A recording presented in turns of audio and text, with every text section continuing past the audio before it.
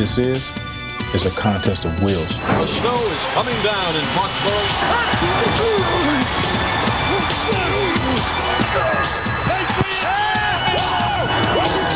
Not a game. This is a far greater challenge. The Pittsburgh Steelers advance. This is not a game. This is to prove conference supremacy. The Steelers await the New England Patriots. This is for a chance to play in the Super Bowl. This is not a game. This is the AFC Championship.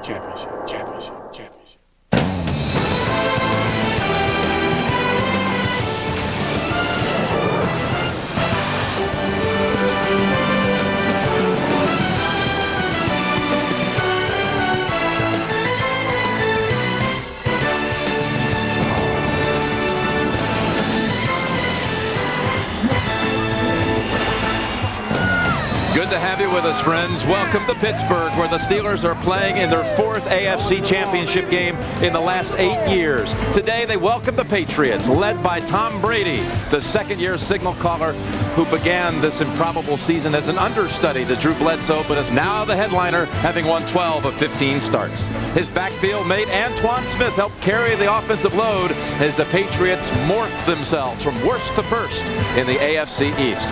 For the Steelers, the big story, Cordell Stewart, who has fully matured as both quarterback and team leader. And today, the return of Jerome Bettis after a 7-week absence. It can only make Stewart's job that much easier. Coming up, it's the Patriots and the Steelers in the AFC title game on CBS. Under remarkably ideal football conditions, temps late in the day will push 60 degrees. Just a moment ago, I visited on a field with head coach Bill Cowher. He told me it's warmer today than it was for their home opener back at the beginning of the season. Hello, my friend Jim Nantz. Delighted to welcome you to our special AFC Championship game edition of the NFL Today, presented by Southwest Airlines. Getting set now for this title showdown between New England and Pittsburgh. Today, the Lamar Hunt Trophy is on the line. It'll be presented to the AFC champion. I'm so pleased to be joined by my teammates, Deion Sanders and Pittsburgh's favorite son from nearby Aliquippa, PA, Mike Ditka. Randy Cross, Jerry Glanville. Together, my partners, I'm proud to say, have played and or coached in 19 conference championship games. You know what it's like to be right on the brink of getting it started for a championship game. What's the feeling right now? This is the first time all year, man, I got butterflies. I'm really excited about this game. I played against this team several years ago in the Super Bowl. I even played against them last year. This is not the same team. These guys are ready to go there confident, not cocky, confident that they will win this game. Well, there's two key words with the Steelers: tradition and stability. Tradition, 4 Super Bowls in the 70s, Chuck Noll, the Immaculate Reception, but now look at the stability. 2 coaches in 33 years, and they don't. Here's what they do: they put the team first. They lose free agents, they keep on getting on because the team comes first. Hey, Mike, the other night at dinner, Dan Rooney told me Chuck Noll was here 23 years. If Bill Cowher wants to be here 23 years, he'll be here 23 years. In this game, take your eyes off the ball. Watch the protection on both sides. Watch the offensive lines. Tom Brady and his protection is the biggest thing in this football game, how that offensive line takes care of Tom Brady. Their offensive coordinator, Charlie Weiss, might only have 2 receivers down the field. In fact, R.J. Glazer has told us that Charlie Weiss's contract expires in 4 days, so there's another free agent. Wow, and you're talking about Tom Brady. We went down on the field and watched him warm up. As he brings the ball back, his index finger swings around till he's right on the tip. When he releases the ball, I was shocked at the velocity. Here's a guy that's gained 30 pounds since his rookie year, and that ball is a rocket with that finger like Terry Bradshaw. I was going to say, there was another guy who used to play in these parts who used to do just that very thing. Guys, it's time to go down on the field for the latest news from both sidelines. Let's begin with Armin Katan. He has the Patriots story. Armin, welcome. Thank you, Jim. The big word for the Patriots is respect. Both Lawyer Malloy and Ty Law telling us that they believe that the Patriots have been wrongly overlooked in this game. Ty Law telling us last night that he felt disrespected by the fact that the Steelers were making preparations for the Super Bowl prior to this game. Now, for a little bit of news on a team that thought it should be in this game, the Oakland Raiders, I talked to Bob Lamont, the agent for John Gruden, on Friday. He reiterated the fact that there is 0 chance that John Gruden will be coaching at Oakland after the 2002 season, and that he would be thrilled if John lost that job prior to next season. Talked to a Raiders official today, an executive who said that John Gruden would not be fired and called this whole coaching situation amateur hour. Something we'll definitely stay tuned for. Now out to the other sideline and Bonnie Bernstein. Bonnie. Well, Armin, here on the Steelers injury front, linebacker Earl Holmes, the team's leading tackler, is down today with a sprained knee. John Fiala will be replacing him. Jerome Bettis, no pain-killing injections, he promises. He told me the groin's feeling good, and for those of you predicting rust after a 7-week layoff, Bettis says, I'm giving myself 3 plays to find my groove. We're going to be running the ball early, and he told me, don't be surprised if I break one the first time I get the ball. And finally, the Steelers thanking ex-general manager Tom Donahoe for a little added extra incentive today. Donahoe now with the Bills predicting a Patriots win today. So defensive coordinator Tim Lewis put the newspaper article up on the overhead, said to his players, this guy was your friend. He drafted most of you and you still don't believe? Lewis said, I tell you, when I was done with them, my guys were fired up. Jim? All right, thank you, Bonnie. So Holmes is out for the Steelers today, and later today, 4:15 Eastern, Pennsylvania's other playoff entry. The Eagles will visit the Rams in St. Louis. The big story remains the injury to Kurt Warner's ribs. The ribs are a little bit sore, but you know, what do you expect? You don't get a lot of time to rest, and at my job, you know, you're twisting and turning a lot, so there's a little discomfort there, but it's going to be something where I'm going to have to tolerate a little bit of pain, but as long as I can do that, it shouldn't restrict me too much. Warner may elect to take pain-killing injections for the first time in his career. Meanwhile, Philadelphia cornerback Troy Vincent is suffering from a groin injury. However, he practiced yesterday and declared himself ready to go for the NFC title game. Your thoughts on the Rams-Eagles, Dion? First of all, Troy Vincent as a corner, you do not tell Mark's team that you're suffering from a groin injury. Come on, that's just like telling the shark you're bleeding. But I talked to Ron Meeks, the secondary coach for the St. Louis Rams, and how do you stop Donovan McNabb? Keep him back there in the pocket. And he said when he breaks out of the pocket, he told his defensive backs to plaster this receiver. That means stay on him, do not let him out of your sight. Well, that's part of why they won last week. But believe me, the Philadelphia Eagles are going to blitz. That's a given. They're going to blitz. That means man-to-man. Troy Vincent, Bobby Taylor, give them their best chance of anybody in the league to cover those receivers. I don't know if they will. And then on the other side of the ball, you got to protect the quarterback, gang. And you get in that situation, too, in that football game. I think you're going to see Hugh Douglas on the other side coming at Warner's face. And Jerry, you're a coach, much like Jimmy Johnson, that loves to attack quarterbacks. You saw Kurt Warner's comments about his ribs. What do you do? Hey, with those comments, that looks like raw meat in front of a bulldog. Well, watch how he throws this thing. He's cringing a little bit. Yeah. You're the defensive coordinator. Your defensive players see this. Let's go get him. Try to hurt him if you can. Switch Hugh Douglas to the other side. Bam! You got him, baby! Eagles! Find out how good Jamie Martin is, a backup quarterback. And this Eagles defense continues to step up on the road all season long. They did it again last week against the Bears. A reminder, tune in this Friday night, 10 Eastern, as CBS Friday Night Super Bowl Bash features Sting and No Doubt and even my man Dion. You'll be there, right? No doubt. America Online users can win a chance to be there live or win tickets to an on-field performance by U2. Just enter the keyword NFL Concert Contest. Still to come on this special championship edition of the NFL Today, Leslie Visser reports on a team that's come so far by overcoming so much. Injuries, snowstorms, controversial calls. Hey, it's all in a season's work for the New England Patriots. With a returning running back, a resurgent quarterback, 2 runaway wide receivers, this Steelers offense is explosive. The NFL Today is presented by Southwest Airlines, proud sponsor of the NFL and official airline of Super Bowl 36. Last Super Bowl, Miller Lite gave away inflatable chairs. The heart of the NFL's best defense is a Steelers linebacking core that loves to blitz. Today they'll be without left inside linebacker Earl Holmes.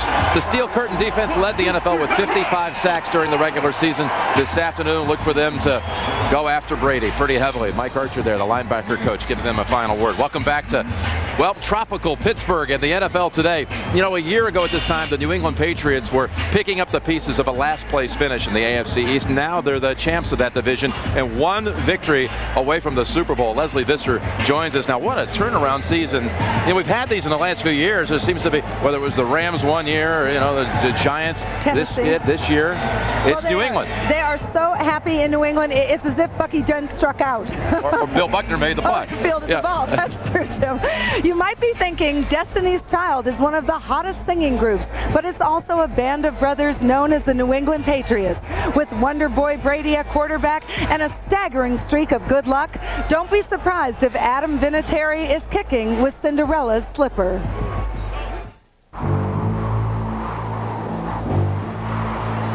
Tonight, the Patriots against the Oakland Raiders, and the snow is coming down in Foxborough. Coming out of the locker room, I see all the snow on the ground, and I see them out there with blowers, trying to get lines. I'm like, how am I going to cut in this? How am I going to catch the ball? Snowflakes hitting me in the eye. People ask me, did you really enjoy the game? I say, man, I was cold.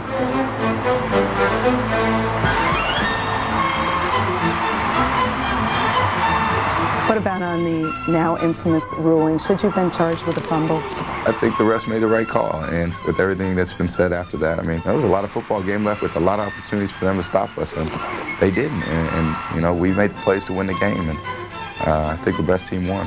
Tell me about David Patton. Huge right after that play, right? We came in at halftime, and we both looked at each other and said, Dave, if we're gonna win this game, we gotta play our best halves. Best half of our career. I'll never forget that moment. I saw Tom go into another realm. He was going around, he was like, we need your best game from everybody. He came to me and he said, I need the best game that you have this half. He goes out second half. And it's like, hey, I'm not gonna be denied. I saw him tuck it and run in for the touchdown. I'm like, yeah, this is the guy, he's ready. David! That's some great comebacks! Keep it up, baby! When John Gruden called the timeout, were you thinking, great, more time to clear the field? I didn't even realize he did it until after the game, and people said, they called the timeout also. And I said, well, I guess, yeah, come to think of it, it did seem like a long timeout, and the guys were doing a great job trying to clear off the field. And a couple of the guys were saying jokes, trying to keep it a little happy, and our holder, Ken Walters, was kind of making a comment about, hey, man, you guys find my quarter down there? So they were trying to keep it kind of stress-free, if you could. Snap, ball down, kick is up. Patriots! It's a mob scene on the snowy field of Foxborough. I know you might not like the term team of destiny, but something is happening here. I do feel like we're a team of destiny. If you look at some of the injuries that we've had, you look at the 0-2 start, but you look at the decisions that Bill made, and all of them have worked out. And you look at the Oakland game, maybe we are a team of destiny. As a kid, you must have imagined a game like last Saturday, but now are you thinking, is there some dream in your head of how it's going to be at Heinz Field to go on to the Super Bowl? Yeah, you grow up, watching these games on TV, and I was talking with my dad, and we said, God, Dad, remember we used to, plan our days around games like these, and now we're a part of them. And, it's just, it's one of those things you think about, and you say, wow, we come a long way. Brian Cox told me the greatest play is the one Adam Vinatieri didn't make. On 4th down in overtime at the Raider 28, Bill Belichick asked Vinatieri, can you kick another 45-yarder? Vinatieri said, no, the risk is too great. I need a few more yards. Well, with that honesty, Belichick signaled to Tom Brady, we're going for 1st down. Sometimes destiny is in the details. Dion, Tom Brady is poised, he's efficient. He might need a little magic today. Magic, he's going to need more than magic because Tom Brady, my question is, can you handle the blitz? The Steelers will certainly blitz you. Yeah, you're going to hit the check downs, meaning the backs and the tight ends out of the backfield. But the Steelers' #1 defense, they can tackle well. You're going to have to go downfield deep to Troy Brown and David Patton. There's 2 keys to this football game for New England. The first one is confuse the quarterback. Give Cordell as many different looks as you can and put pressure on him. The other side is simple. You better protect that quarterback or you're going to be in big trouble. Mike, New England's biggest nightmare in this game is not the Pittsburgh defense. It isn't Cordell Stewart. It's Russ Grimm, the offensive line coach of the Pittsburgh Steelers. I think has done the best job of any new assistant in the league this year, and his offensive line can control and take this game over. Adam Vinatieri and Chris Brown come under extra scrutiny here at Heinz Field. The ever-swirling winds have menaced many a kicker, and Jerry Glanville's down on the field to tell us why. Jerry? I'm down at the south end, which is the open end of the stadium. This is where all the kickers miss their field goals. And what he's doing, he's ignoring the American flag because it always shows the wrong direction. Adam Vinatieri will not look at the flags above the goalpost. He's going to try to kick 6 inches inside the left upright. That's his key. If you go to Chris Brown is going to try to kick to the American flag. Has a different viewpoint on how to make it down there. By the way, Chris Brown missed here in pregame warm-up, and Adam Vinatieri has put the ball right through the uprights. Vinatieri, by the way, did not miss all season on the road. 12 for 12. He's a cousin of Evel Knievel. I wouldn't be surprised to see him kick one over all 11 Steelers at the end of this game. It's like a field goal game, I think, Leslie. That's destiny. Thank you very much. Thank you. Coming up next on the NFL Today, we'll look at the prize behind the steel curtain that could be Pittsburgh's ticket to New Orleans. We've heard about the Steelers' awesome defense, but next we're about to check out this offense. He's into the end zone for the Steeler touchdown. Wow. This is a homecoming of sorts for New England cornerback Ty Law, who grew up in nearby Aliquippa, Mike Ditka's hometown. But in this city of many bridges, Law burned quite a few of them this week with his remarks that questioned the heart of the Steelers' receivers. We welcome you back to the NFL Today on this championship Sunday in Pittsburgh. The Steelers boast the best defense in the league, but don't sell their offense short. Dion, you met with the game breakers for the Steelers, who, believe it or not, third-ranked offensively in the entire league. That's overlooked by a lot of people. Led by Cordell Stewart. I wanted to look in the eyes. You know the eyes, Jim, tell you a lot about a man. What did you see? When I played against the Steelers offense last year, and to be completely candid, I must tell you I wasn't impressed. But this year with pretty much the same players, it's been a whole new ball game. So I just had to sit down with a few of them and found out why.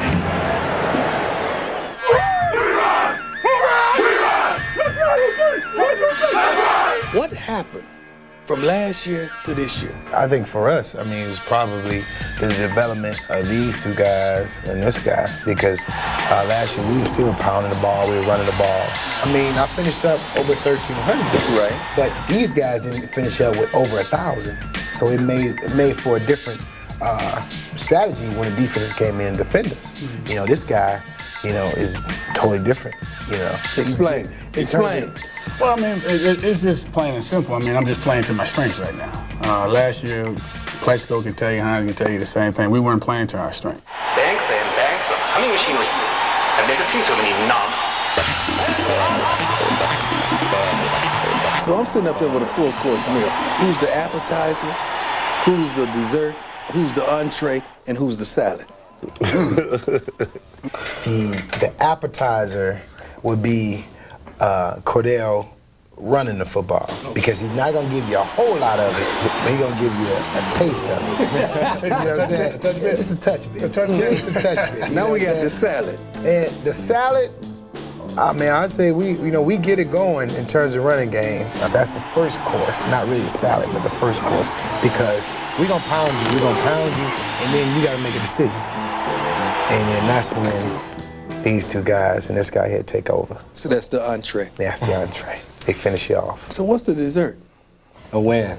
That would have to be the sweet. That's the sweetest of it all. Getting the W. That has to be. All the way to Bourbon Street. When you go out there and say our defense attack people, we want you to look at our offense and say they get after people too.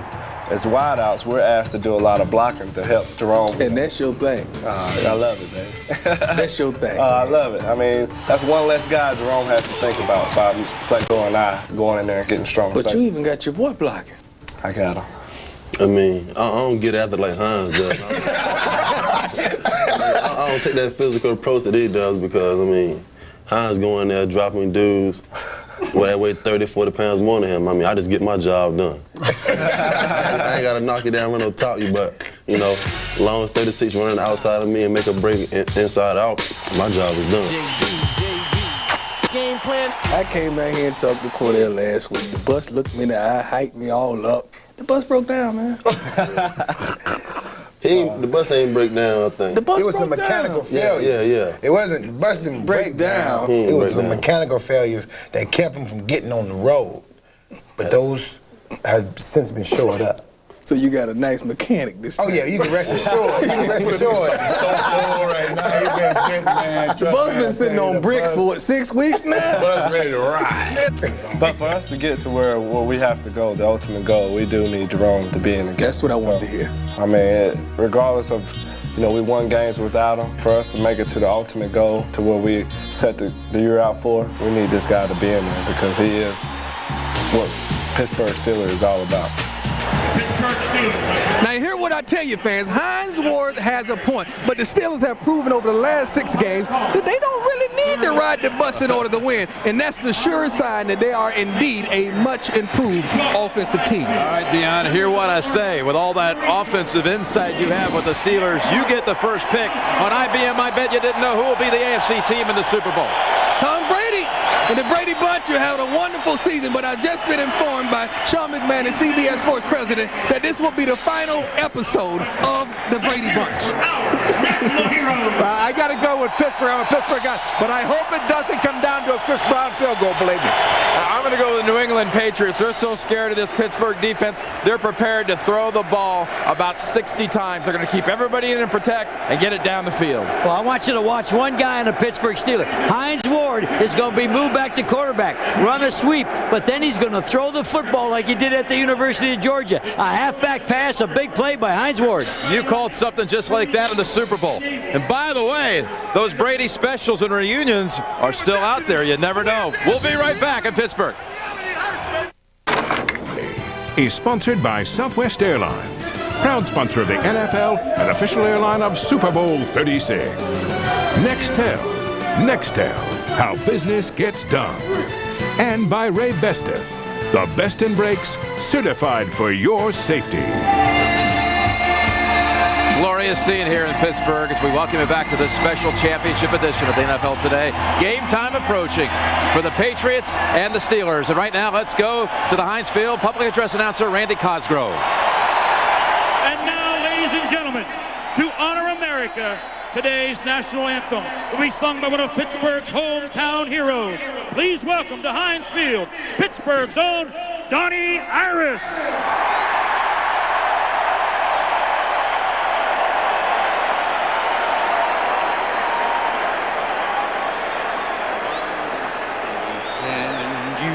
See by the dawn's early light what so proudly we hailed at the twilight's last gleaming, whose broad stripes and bright stars through the perilous fight o'er the ramparts we watched were so gallantly streaming, and the rocket's red glare, the bombs bursting in air, gave proof through the night that our flag was still there.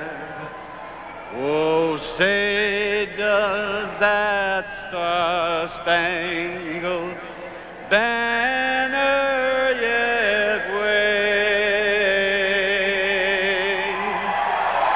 o'er the land of the free and the home of the brave? Donnie Iris!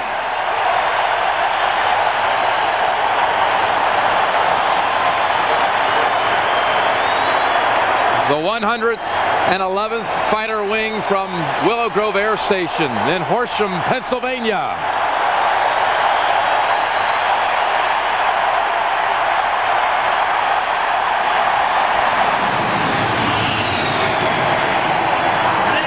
There is so much energy in this arena, it's almost hard to describe. What are the players feeling right now, Deion? They're feeling butterflies, they hyped up, they just want that last hit to go ahead and do this thing. They can't wait to get that that first hit. Somebody going to hit them in the face, or they're going to hit somebody in the face, and then they're ready. You know, it's moments like this, folks, that I can be reminded why I love this game so much. I lived to playing games like this. Well, I'm with you all the way. I wish y'all could be sitting here, but you got the next best thing. You're on CBS, and I got goosebumps. Wow. Bill Cowher said that he told Cordell, is there any place you'd rather be? He's coming down the runway right now. The AFC Championship game straight ahead. We'll see at halftime. Enjoy it all on CBS. CBS Sports welcomes you to the following presentation of the National Football League.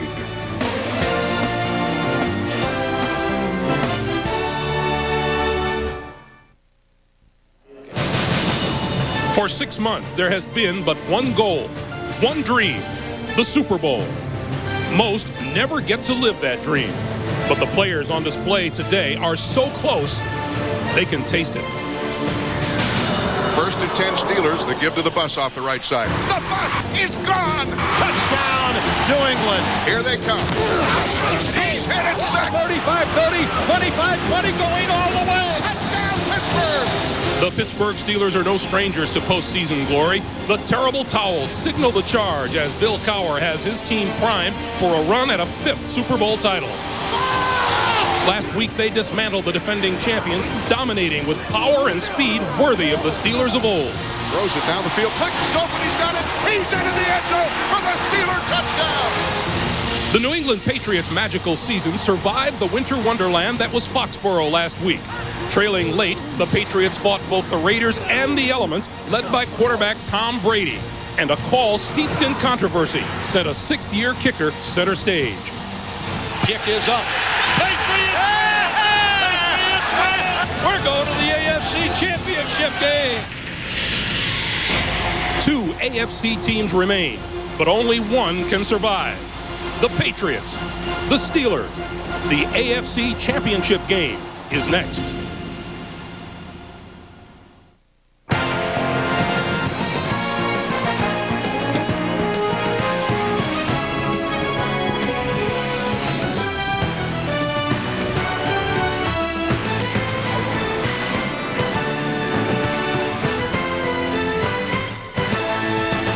The battle for AFC supremacy, so hotly contested these last 2 weeks, will be decided here today.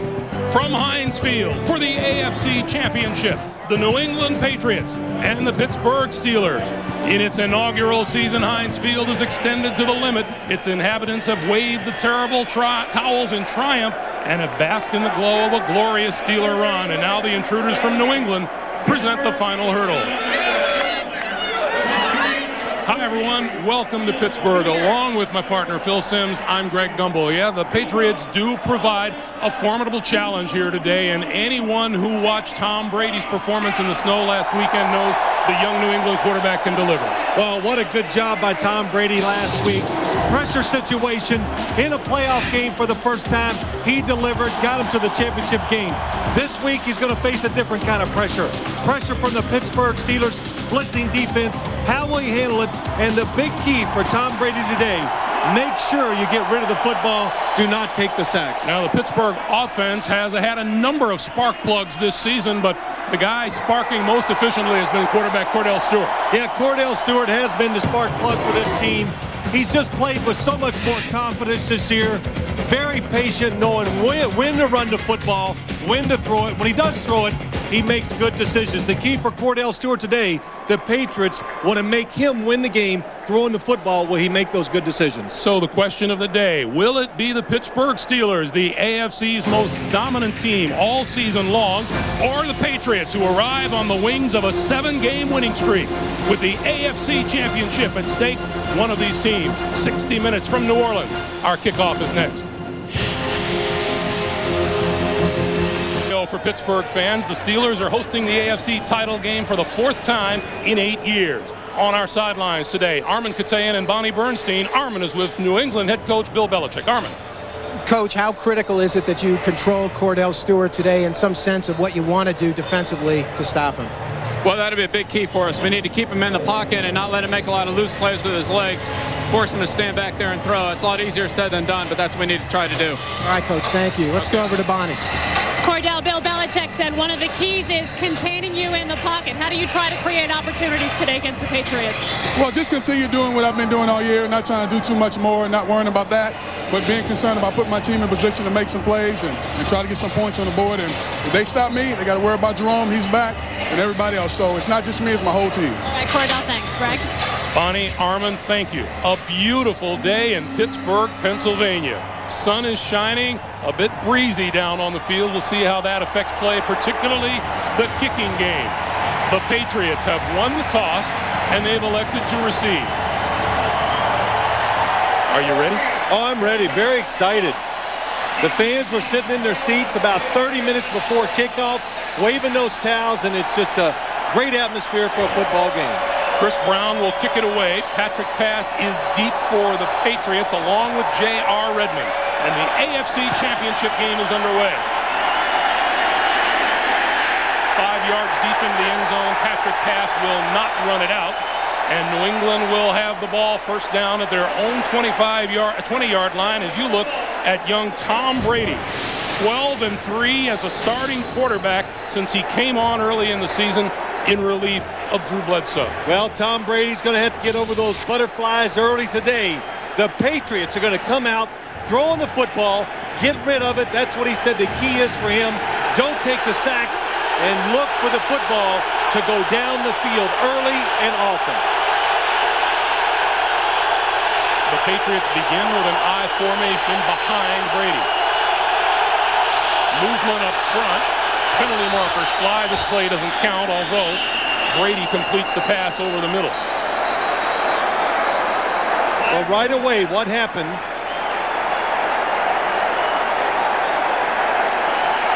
Before the ball was snapped, false start.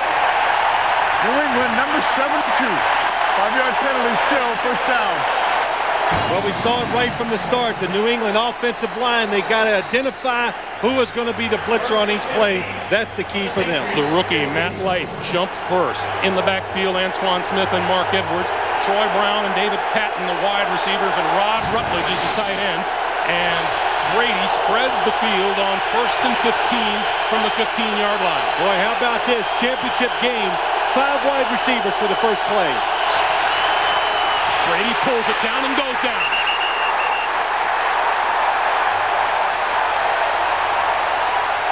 Aaron Smith, number 91, led the charge.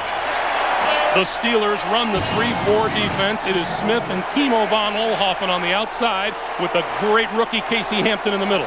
They run the 3-4 because of this, Greg. John Fiala starting today for Earl Holmes, but they have 4 really good linebackers. In the secondary, Chad Scott and Dwayne Washington are the corners. Alexander and Flowers are the safeties. There's Tim Lewis, defensive coordinator for the number 1 ranked defense in the NFL on the year. Brady gives, and straight ahead is Antoine Smith for very little.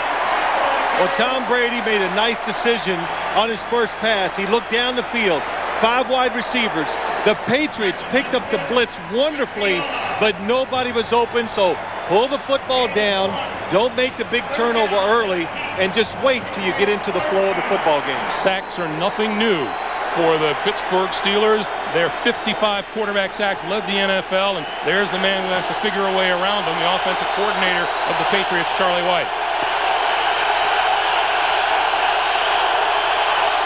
Brady on 3rd and 18.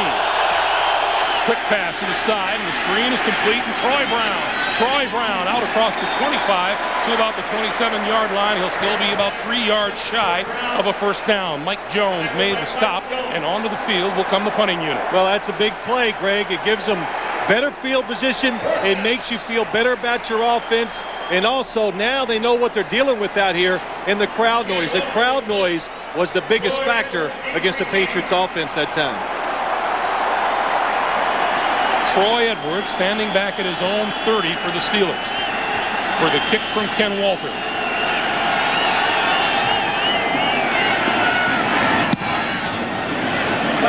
Walter floats it high, and Edwards drifting back. It bounces at the 25-yard line, takes a Steeler bounce, and rolls out of bounds at about the 27. 46-yard kick and no return. And onto the field comes Cordell Stewart, who has had an absolute superb season as the quarterback of the Steelers. Yeah, what a turnaround for Cordell Stewart. Last year, nobody wanted him here in town. This year, he's played very, very good from the start all the way through the season. Very composed, and the big deal for him, always look for him to run the football early, because Bill Cowher says that takes away the nerves. It makes him feel like he's part of the football game. Jerome Bettis in the backfield for the first time in 7 weeks. And the bus gets his first handoff. Squirms forward to about the 29 or 30-yard line and pick up 2. It'll be 2nd and 8. One of the most underpublicized units in the league, the Steelers' offensive line. It might be the best in the NFL. In the backfield, along with Jerome Bettis, is John Whitman. Burris and Hines Ward, terrific wide receivers, and Jeremy Tooman is the tight end. And Jerome Bettis, after 1 carry, comes to the side, and there are 4 wide receivers in for the Steelers now on 2nd down.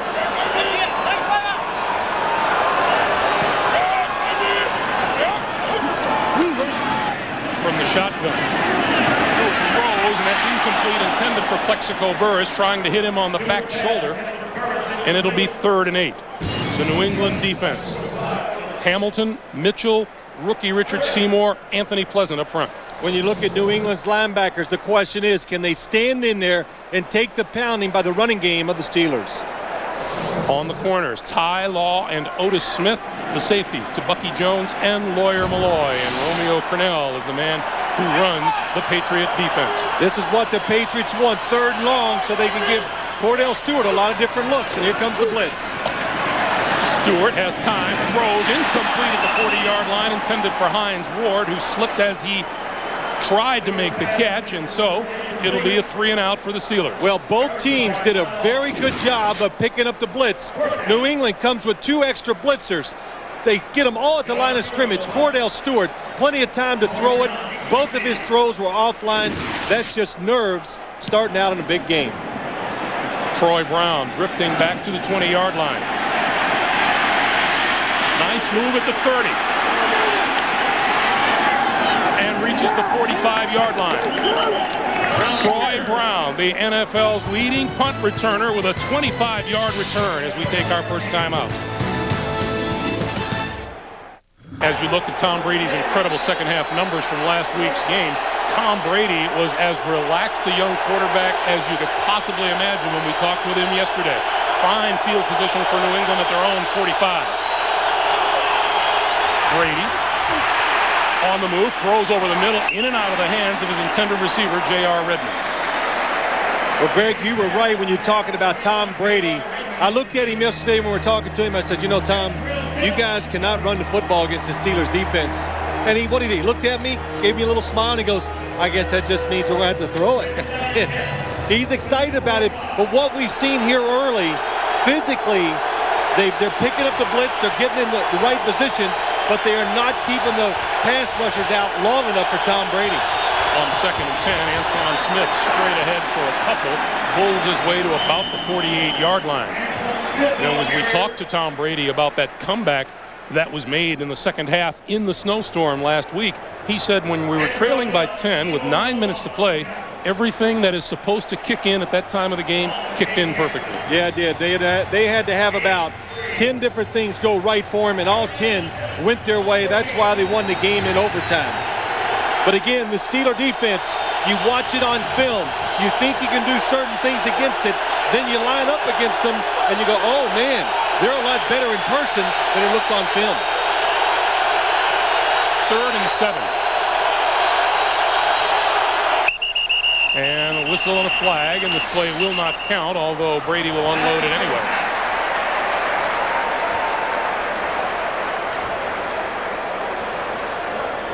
Before the ball was snapped, false start, New England, number 63, 5-yard penalty, and it's still third down. That time it was right guard Joe Andruzzi, and we've seen a couple of signs of a few jitters and tightness already today. Well, there's got to be. First off, especially from New England, crowd noise is huge because they can't hear the quarterback.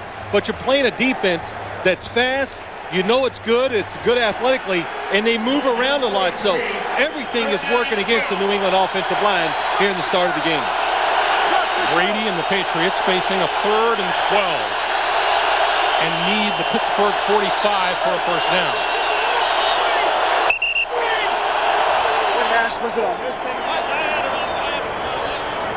And our first Here we go, say our first gathering. conference of the day. There you go. Well, they want to know, hey, how was last night? Was it a good night? Did you have good food? See, they're nervous too. Big game. Championship. Well, they've got talked out. Please reset the clock to 11:44. 11:44 on the clock. So we'll add 4 more seconds to the game clock. Make up. 3rd and 12. New England winners of 7 straight, 9 of their last 10 games.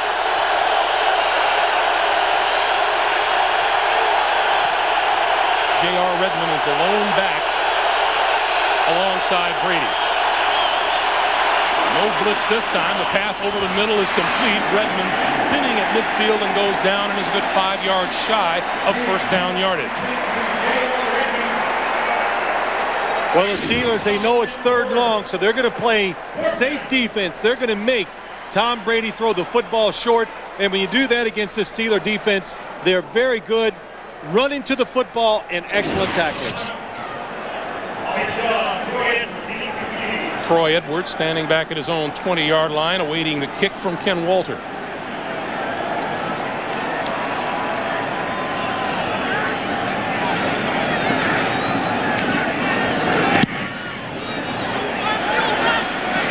Bouncing inside the 15 and grabbed at the 12-yard line and going down at the hands of Gerard Cherry.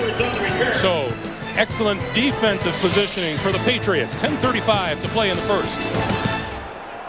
Airlines, proud sponsor of the NFL and official airline of Super Bowl 36. Open the Small Business Network. New tools for a small business economy from American Express. And by Dr. Pepper and your local Dr. Pepper butler. Be you, nothing's better. Dr. Pepper. Welcome back to Pittsburgh. 10 minutes, 35 seconds to play in a scoreless first quarter. Neither team has been able to get anything going offensively as Cordell Stewart brings the Steelers to the line. Bettis and Whitman in the backfield.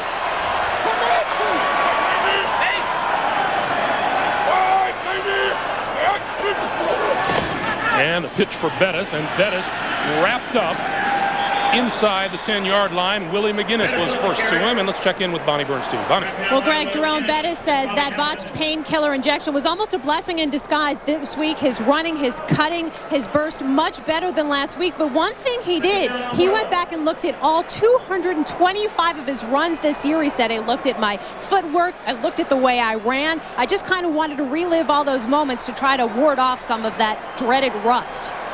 All right, Bonnie, he has 2 carries for 0 yardage. He lost 2 on that play. It's a 2nd and 12. Stewart to throw. Far side, incomplete, penalty markers fly. Otis Smith with the coverage on Plexico Burris. Now, in talking with the New England cornerbacks yesterday, they both said they're going to play tough and up close. You think so? We talked to Otis Smith and Ty Law yesterday together, and Greg, you were sitting about 3 feet away from him. Pass interference, New England, number 45. The ball is placed at the spot of the foul, first down. Let's watch the replay real quick. Twice Cordell Stewart's had this throw. That time Otis Smith contact as Plexico Burris goes up to try to catch it. But Greg, they were so fired up, so upset, and so determined to do a good job today. They made you move back about 3 feet because they were ready to hit you. Stewart, the screen on first down. Bettis on the move. And Bettis out across the 35-yard line. 12 yards and another first down. Well, when you're too aggressive going to the quarterback, what happens to you is this. Cordell Stewart going back, it's a screen. The pass rushers in a hurry to get there. Roman Pfeiffer, a linebacker on the blitz. That leaves nobody out there to tackle Jerome Bettis. And what did Jerome Bettis tell us? He says early in the game, I'm just going to have to look somebody up and get some contact. We've got a good lick right there. First down, Pittsburgh at their own 37. Bettis will try the right side this time as penalty markers fly. And Bettis is down at about the line of scrimmage. Teddy Bruschi the first to reach. No gain on the play, and let's check the flag.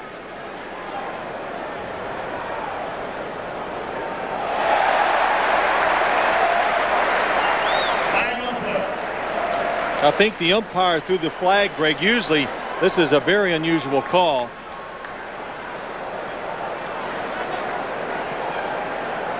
Here's Ed Hockley. Illegal hands to the face. New England, number 91.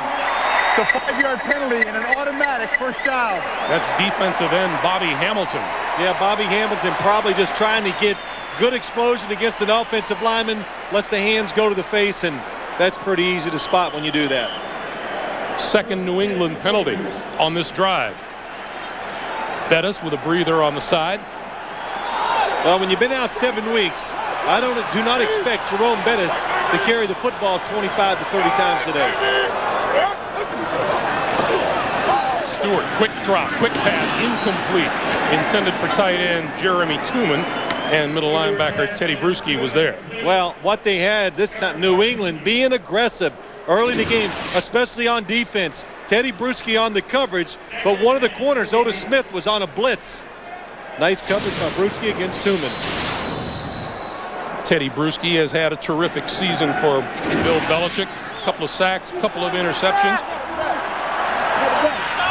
At that time, Ty Law was on a blitz.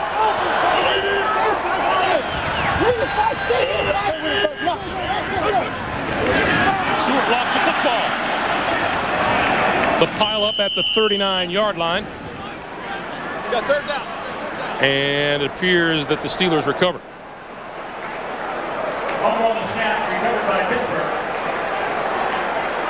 Well, when this happens, I can just hear all the coaches up in the booth going, my gosh, ever since training camp, we've been working, but these mistakes can happen, especially there's Mike Mularkey, offensive coordinator for the Steelers. You're nervous, you're trying to identify defense, you got to play on where you got to really take a chance to block somebody from the center position, makes a bad snap. 3rd and 13 now for Stewart, who operates out of the shotgun, and here comes the blitz. Gets it away, passes incomplete through the hands of Chris Fuamatu Ma'afala. Well, the New England defense, I said it, what they want to do, and they're doing it too, Craig. They are showing everything. It's 3rd and long, no safe defense here.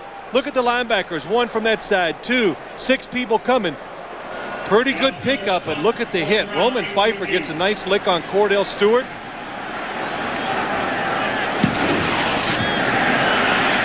The kick toward the sideline, and Troy Brown grabs it and runs out of bounds at the 15-yard line.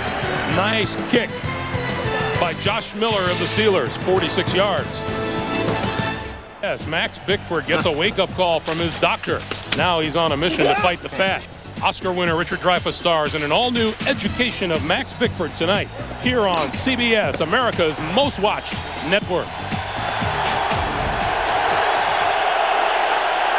That's what New England has done on his first 2 possessions. J.R. Redmond in the backfield, and Brady to throw on first down once again. Waits, and then throws it away. His intended receiver, David Patton, to the near side. And on offense, they are not hesitating once they grab the football, are they? No, they're not, Greg. The one thing, though, remember what Bill Belichick said. We know we can figure out the blitzes. We can get people in position to block them. But they're worried about what's going physically as they go to the hurry-up offense, because you cannot duplicate the skill and the speed of the Steelers defensive players in practice. Going with the no huddle, and Brady throws over the middle and complete across the 25 and out to the 30 is Troy Brown. And that's where there's a late penalty marker flying in from deep in the secondary. Sorry, Greg. So that's where they want to throw the football to Troy Brown, and I'll show you why here in 1 second.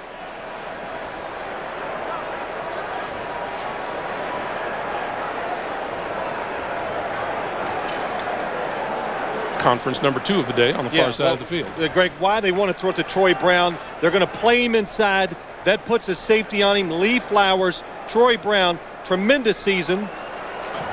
There was no face mask foul on the and was on the helmet but did not pull the mask.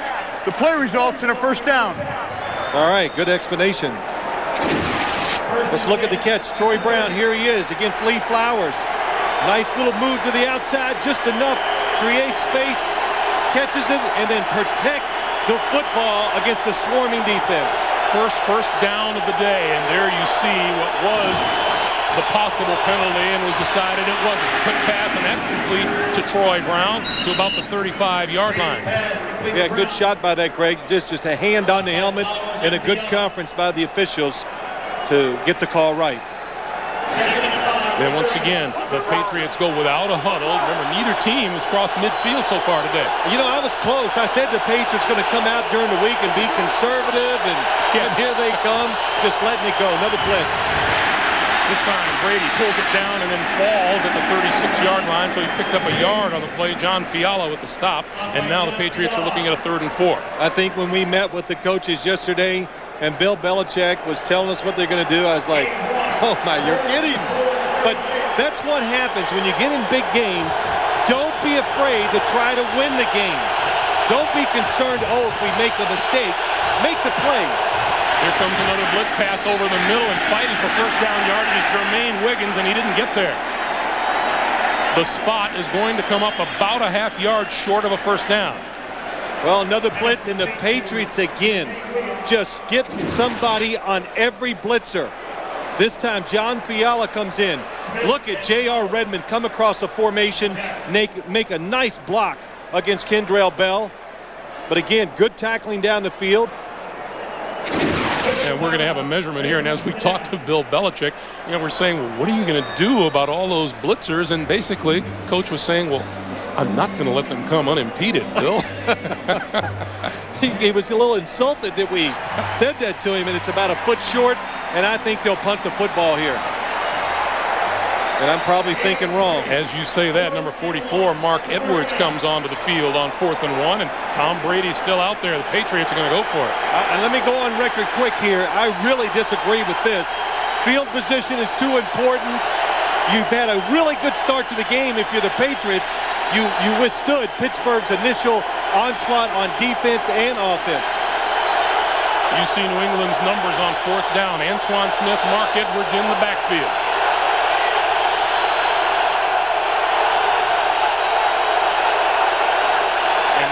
Brady calls timeout. Well, that makes sense.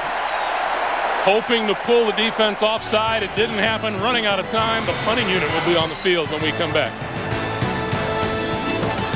Yes, is sponsored by Bud Light. For the great taste that won't fill you up and never let you down, make it a Bud Light. And by GMC. From professional grade people come professional grade SUVs.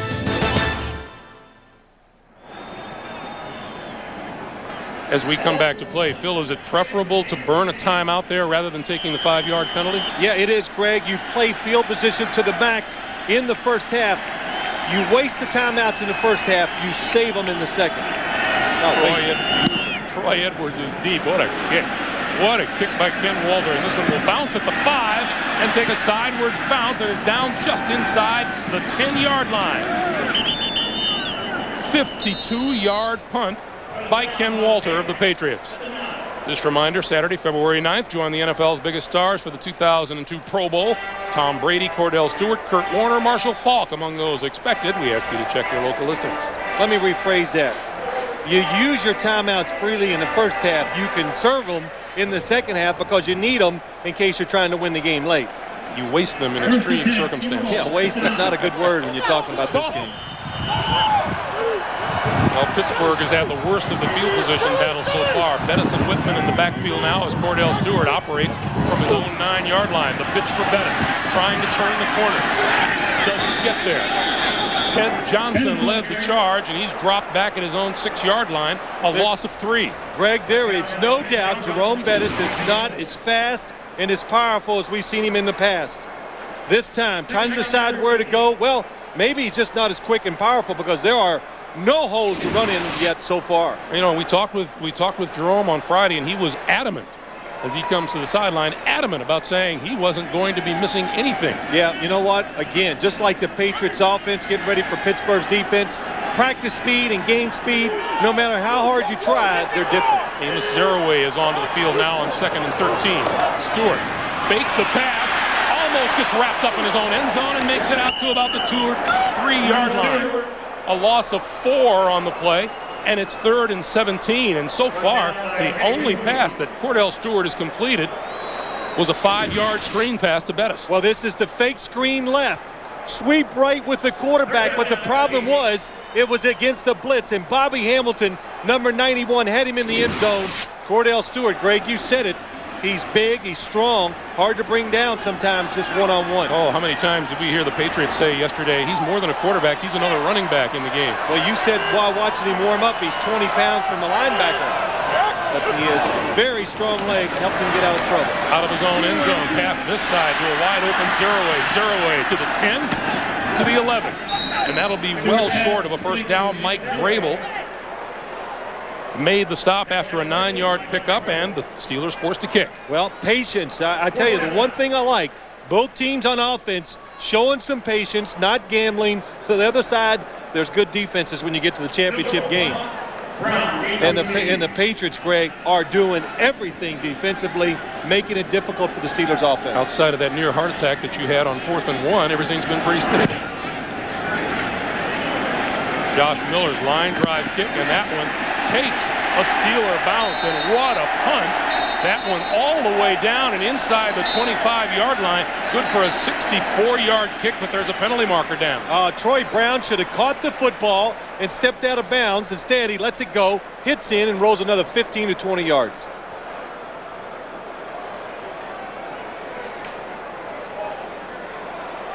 And it's against New England. There we go. Nope, it's against Pittsburgh.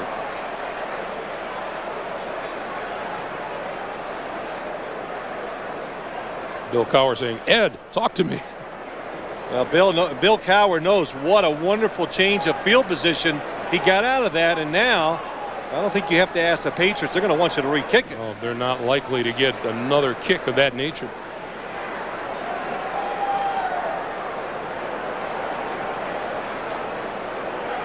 Pittsburgh, number 81, went out of bounds without being pushed out of bounds, which is a 5-yard penalty. Repeat, 4th down. Yes, it is. Troy Edwards, number 81, on the outside. He runs outside, out of bounds, not pushed by Terrell Buckley, and he didn't get back in quick enough either, probably, but you're allowed to go out of bounds. If you get pushed, just make sure you get back in as fast as possible. Boy, big break for the New England Patriots here. So now Josh Miller will have to kick it again, and he's back at the end of the end zone. Wow, that's the first time I've heard the crowd quiet today.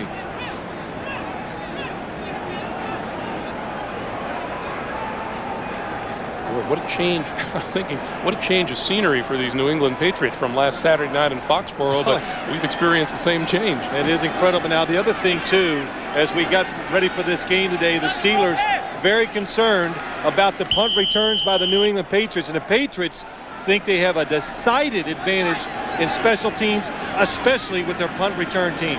See how Miller does with this one. Down the middle. Troy Brown from the 45 to the 40 to the 30. Brown to the 15 to the 5. Touchdown.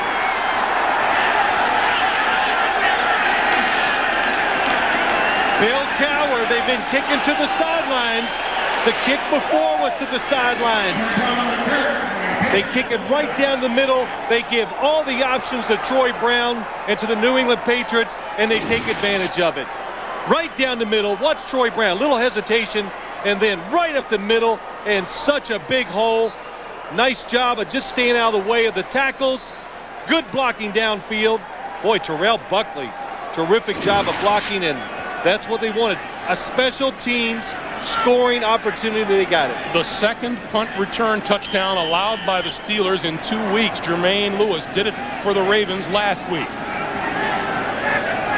Vinatieri for the extra point. And it's good.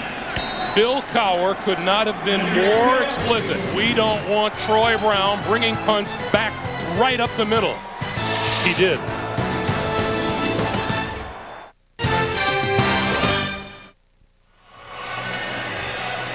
"55-yard punt return by Troy Brown has the New England Patriots on top with 3:42 to play in the first quarter. Well, there's a reason why they gave up a punt return last week and won this week.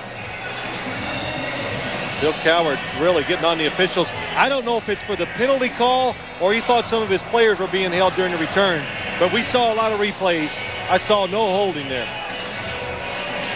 Bill Cowher is totally upset. Troy Brown returned 2 punts for touchdowns during the regular season, an 85-yarder against Cleveland, 68 yards against the Carolina Panthers. Well, when we get a chance to show you the replay, you're going to see why they've given up touchdowns in the return game the last 2 weeks.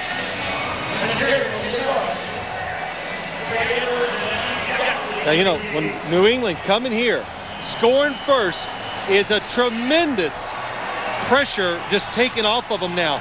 Now you can play. You got a little freedom. You can afford a mistake if it happens, and it just makes players and coaches be a little more creative and loose. This is Troy Edwards at the 10. The 20. And down at about the 23 or 24-yard line by Fred Coleman. Let's go back to the touchdown. Yeah, let's look at it. I want to show you some good blocks. Watch Troy Brown in the middle of the field. I want to say, look at the blocks. There's no blocks. It's just Troy Brown making a nice run up the middle. Pittsburgh just out of position in the punt game, but watch Troy Edwards. Troy Edwards is the one who ran out of bounds, committed the penalty. He never got off the line of scrimmage on the re-kick. What a job by the Patriots. That time it was Terrell Buckley was doing it, and so was Antoine Harris. First down, Pittsburgh from their own 24. Stewart throws out in the flat, and that is complete to Kreider, the fullback.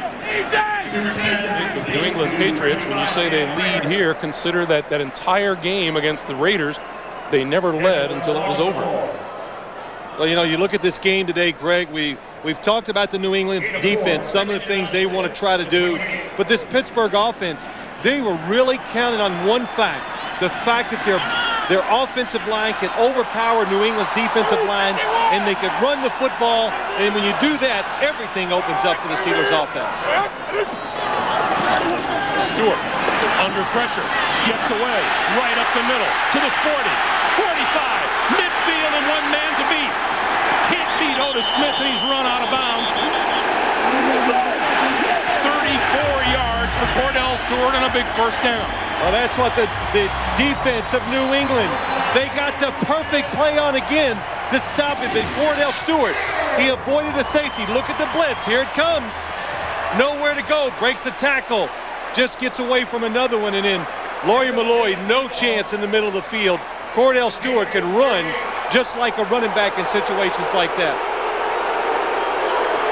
Nice blocking down the field by Jermaine Tooman. All of a sudden, the Steelers in New England territory. Pass to the far side, and that one is complete.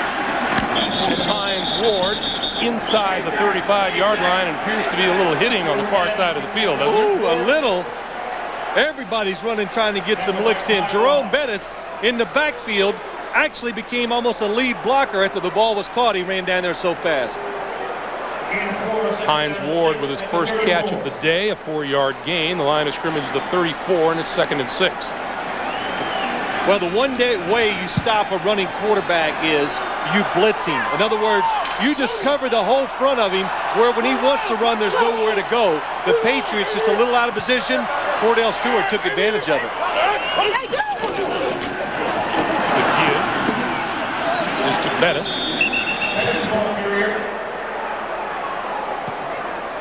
You know, we've heard so much about this confrontation, Ty Law, and we asked Ty Law about his alleged comments, and he said, you know, nothing could be further from the truth. It was a fabrication by some writer. He said, they're very much like we are. They like to hit people in the mouth. We like to hit people in the mouth. And he said it came out that I said, we're going to go up there and hit him in the mouth.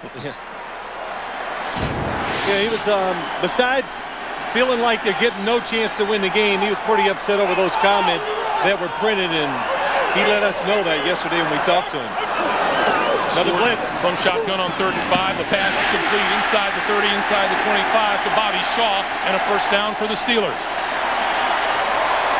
Well, we showed you on the other side, Troy Brown going against the safety and Lee Flowers. This time you got Bobby Shaw, wide receiver, going against Tabucky Jones, who is a safety. He faked inside when he broke outside.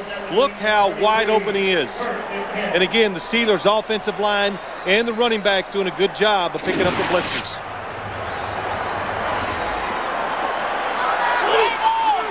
Coming down to the final moments of the first quarter here, Bettis and Kreider in the backfield.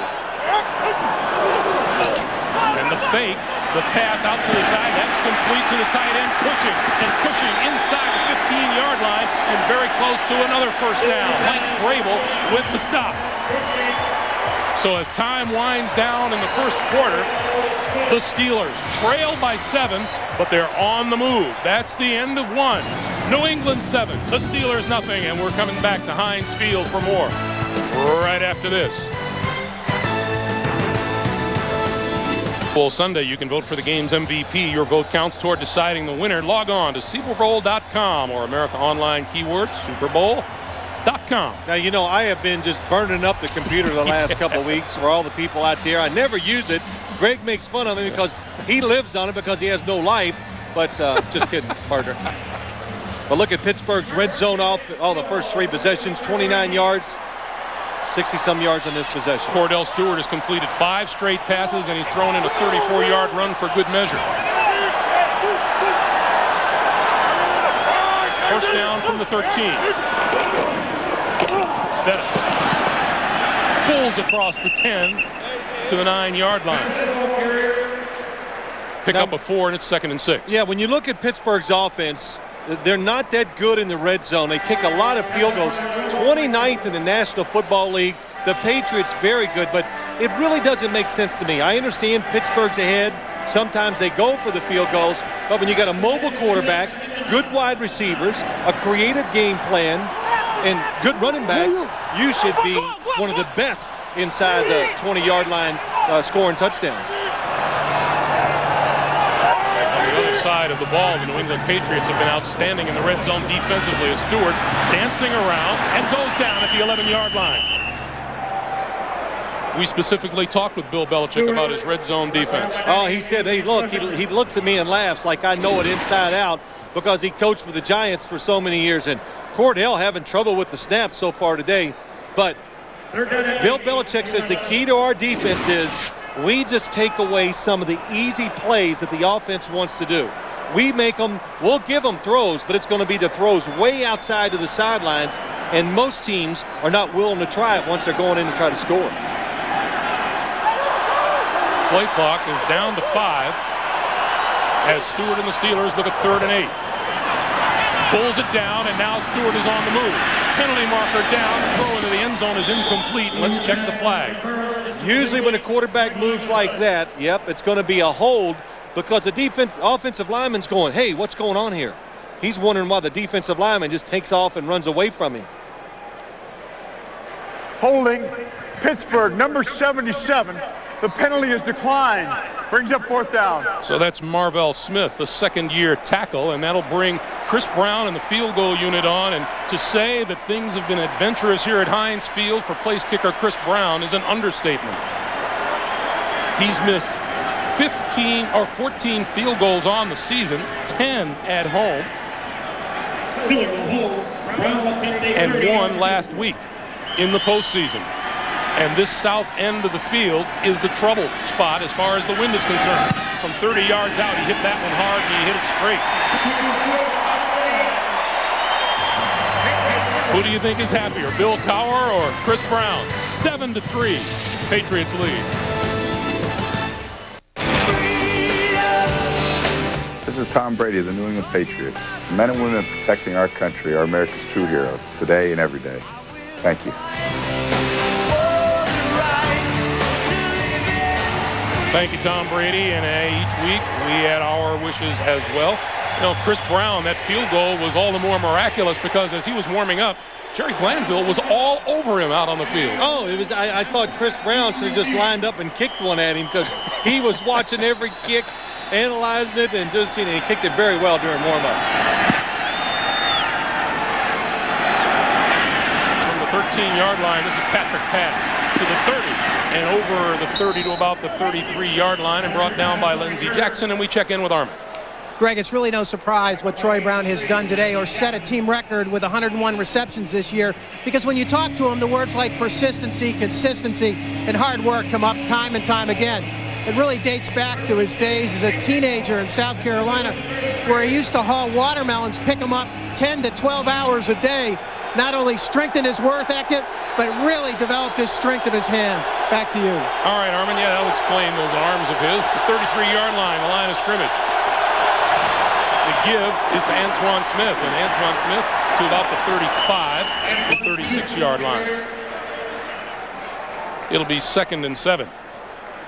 Armin talking about Troy Brown. Greg, we talked to him last week, and, it's always nice to see guys like him come in the league, have no chance, just trying to survive, and then, like 5 years later, all of a sudden, they're a starting wide receiver, and not only do they start, they're extremely productive, and this year just bears that out, over 100% receptions. Coming this way now and across the 35 to the 40 is Antoine Smith. Troy Brown hasn't had a touchdown catch in 6+ consecutive games, but he's had 3 punt returns for touchdowns. On the screen there, boy, he has an ability to weave his way through traffic, which serves him well on those punt returns, just like this one. Well, you've arrived as a wide receiver when the offense finds ways and design plays just for you, and the Patriots do that for Troy Brown.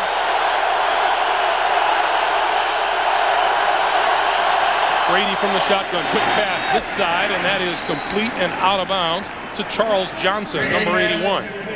Well, I keep watching this game. Both defenses being creative, blitzing, but both offenses getting in good position to pick it up. Finally, Tom Brady has time to throw the football to the sideline, finds a wide open receiver against Dwayne Washington. Charles Johnson with his first reception since the 25th of November. Charles Johnson, a former first-round draft pick by the Pittsburgh Steelers. Brady play fakes on first down, steps up and goes deep and has his man wide open and overthrew him. David Patton had beaten his man and just couldn't catch up.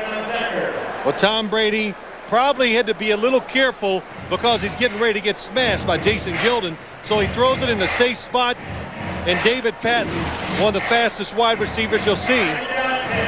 Well, it was a late hit, really, and it was low. Nice move, but he needed to stick the football in there on a line, but didn't make the right decision on where to throw it. 2nd and 10. Brady looks back this way and completes it to Redmond. Redmond looking for running room and runs out of room. Is down back to the 41-yard line.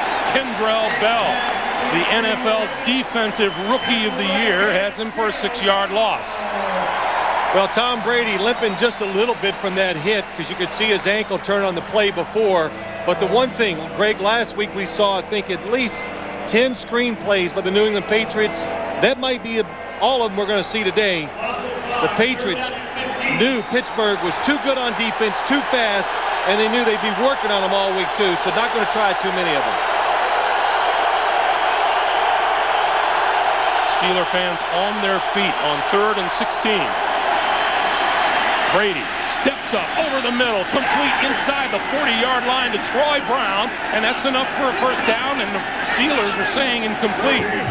What a throw by Tom Brady, and terrific protection allows him to get the time to throw the ball down the middle to Troy Brown. Jason Gilden on Troy Brown, not a good matchup. And now here comes the red marker. It means Bill Cowher wants to challenge this call. Well, we could not see from that angle. Pittsburgh is challenging the ruling on the field that it was a completed pass. So we go into replay mode for the first time today. Pretty big replay, too. We didn't have any good thing because we didn't have any big ones last week, did we? No, we didn't.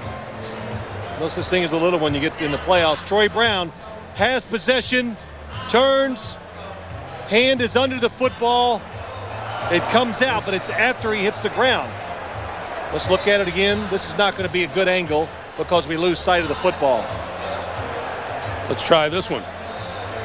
Check where Troy Brown's hands are when he goes down to the ground. I got to get down here because of sunlight. Hand is underneath the football. Is that how you see it, Greg? I'm going to say that's a catch. And it's going to be a very unpopular decision here in Pittsburgh. Now, you know, they did kind of change this rule a little bit a couple years ago. If you remember when the Tampa Bay Buccaneers were playing the St. Louis Rams in a championship game, it used to be the ball, even if you had control, it couldn't hit the ground first. But that's not the case in this play.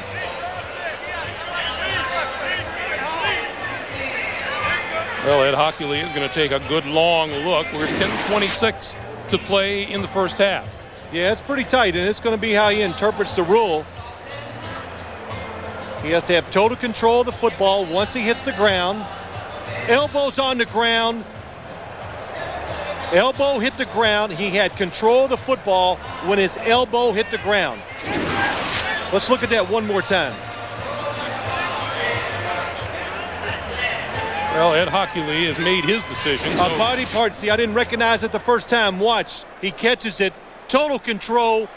Elbow hits the ground. You're down. Complete pass. I haven't got one of these right all year. This one I'm going to get right. Everybody's laughing at me. After reviewing the play, the receiver never had complete control of the ball. The ball hit the ground. Therefore, the pass was incomplete. The ball will go back, and it is 3rd and 15 on the 42-yard line.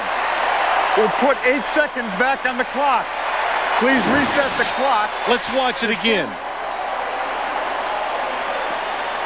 Does he have control of it?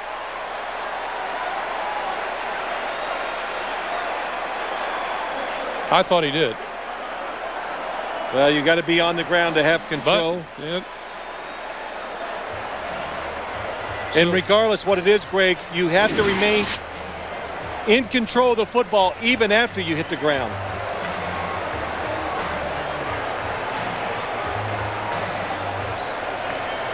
Well, how unusual for us to be in the middle of a questionable replay call.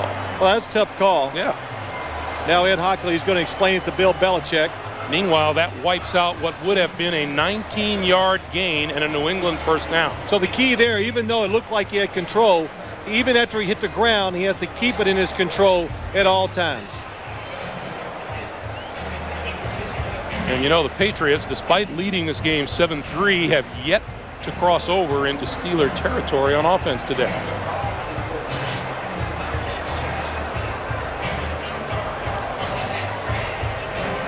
So number 13 is Ken Walter, and he will get this kick away once the officials have finished discussing matters.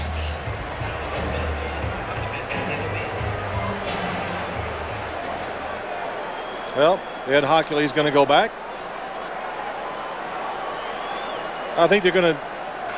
We're just checking to be sure we've got the correct spot. We're not changing the ruling. Let's go see either the time or the yard line.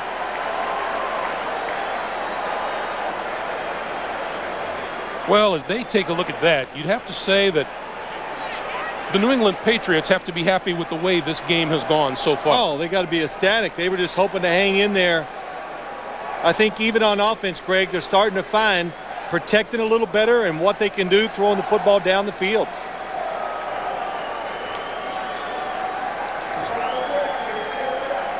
Well, the Patriots told us that Tom Brady said we worked on protection a lot this week, and the Steelers have not quite created the havoc in the backfield the way they did a week ago against the Baltimore Ravens. That's Troy Edwards standing at his own 15-yard line.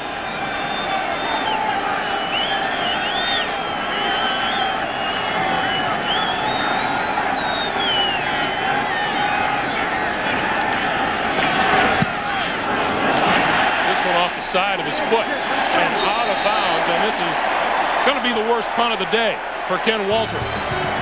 10:27 to play. Great field position when we come back to Pittsburgh. CBS is sponsored by Burger King, home of the Whopper. The all-new Honda CR-V, a vehicle designed for your adventures in reality.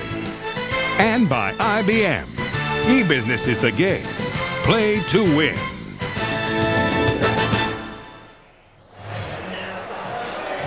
On a beautiful day in Pittsburgh, not a beautiful punt by Ken Walter. His previous punt was 52 yards. This last one just 18 yards and gives Pittsburgh possession at their own 40-yard line. Jerome Bettis, Dan Kreider in the backfield behind Cordell Stewart. Gonna go long. Stewart going deep down this side for Hines Ward. Oh, what a catch. Did he come down inbounds? The official says no. Cordell was faking like he was going to go out and they were going to snap it to the running back. He walked back underneath the center because they run that play a lot. Trying to catch New England off guard, throws it down the field. Well, one official said no, and now they're talking about it. Hines Ward gets the push off, hits the ground. Did not, looks like, now that time it didn't look like he had control of the football as he goes down. As he slid across the end line, up to the outside line. Oh, that's dark. But Greg, the last play, I thought he had control as the ball, as his elbow hit the ground, but Ed Hockley said no. He didn't have total control of it. Well, they're still discussing it on the field. Receiver's body hit inbounds before he went out of bounds. Therefore, it's a completed catch. First down. All right, let's watch Bill Belichick on the other side. He already has that flag in his hand, and here it comes. Good throw, too. 20 yards. But if any body part, just like the other replay, if he'd have had control of the football or complete control, when a body part hits the ground, you are down.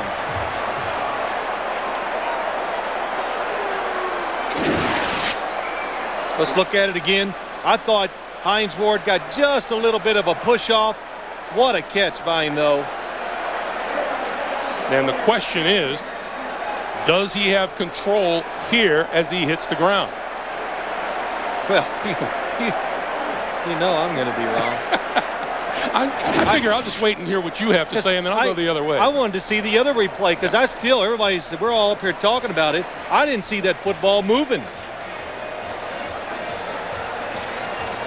You could present a pretty good argument that the previous play, there was more control by the receiver than this one.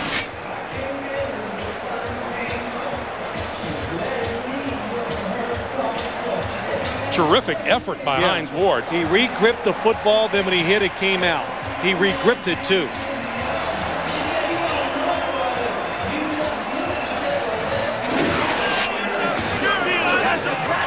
So Ed Hockley continues to take a look.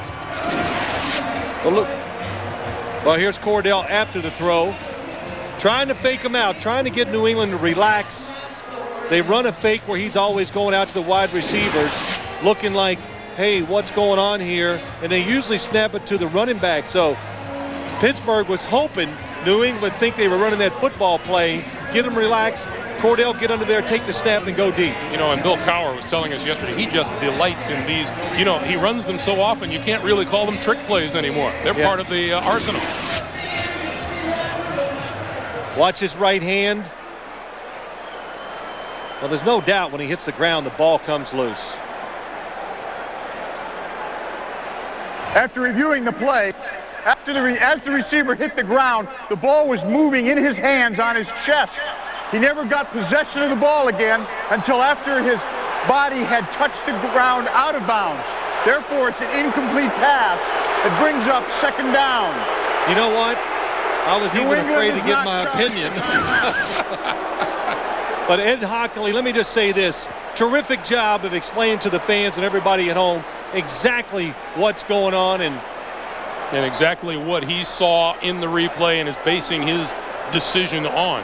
That time you could see as he was going down two that he re-gripped with his right hand, hit the ground, the football came out. It's funny. We talked about this last night, too. So it's 2nd and 10 from the 40-yard line.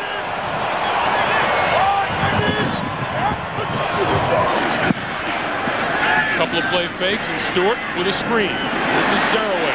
Zeraway, 45, 48-yard line. A pickup of 8, and it'll be 3rd and 2. We remind you, coming up, the Nextel halftime report. Jim Nance and company have first half analysis. Marcus Allen is in St. Louis with a preview of this afternoon's NFC title game between the Eagles and the Rams. We have a special musical performance on tap by Sheryl Crow, all coming up on the Nextel halftime report.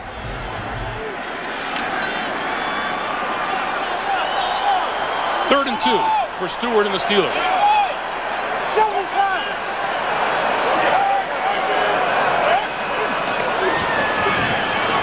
To this side, and looking for running room and not finding it is Hines Ward. Well, Hines Ward, a player, you want to find ways to get the football to him, but New England, they know all these tricks because they run a lot of these same plays. Troy Edwards in motion, trying to get the block on the outside. Hines Ward, look at Ty Law, good position, breaks down, nowhere to go. I believe just before the snap of the ball, you heard someone yell shovel pass. Yes. So Troy Brown back just inside his own 10-yard line for the kick. The near side of the field and out of bounds. I think Bill Cowher might have made it a point. Josh Miller, please don't kick it to Troy Brown. First down, the Patriots from their own 22. Looking for running room on the left side is Antoine Smith, and it's just not there. Well, you know, you've noticed a little bit of a change from the New England Patriots. They were going to come out, force it down the field, really be aggressive, but it's just too dangerous, Greg. It's just too much, too volatile, too many things can go wrong, and they've settled down, trying to find some ways to run the football a little, so when they throw the football, maybe Tom Brady can get a little extra time to throw it.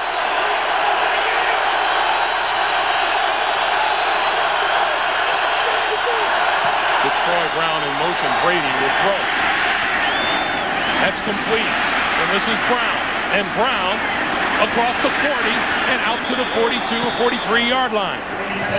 Boy, every time Tom Brady drops back, if you're the Steelers, just send 3 people to Troy Brown because that's about all he's looking for. They bring him in motion, the only wide receiver out, wide open. And watch this little move.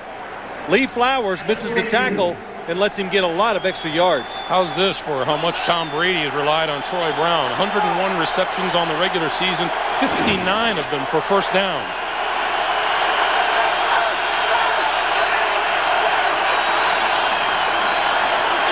Brady with all kinds of time, throws to the near side. Mark Edwards pulls that one in at the 49-yard line.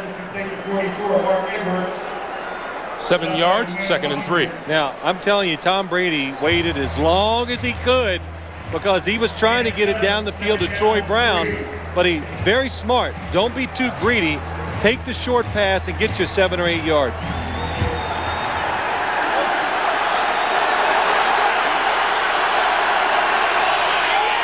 Six rushes, 14 passes. Here's Antoine Smith trying the right side.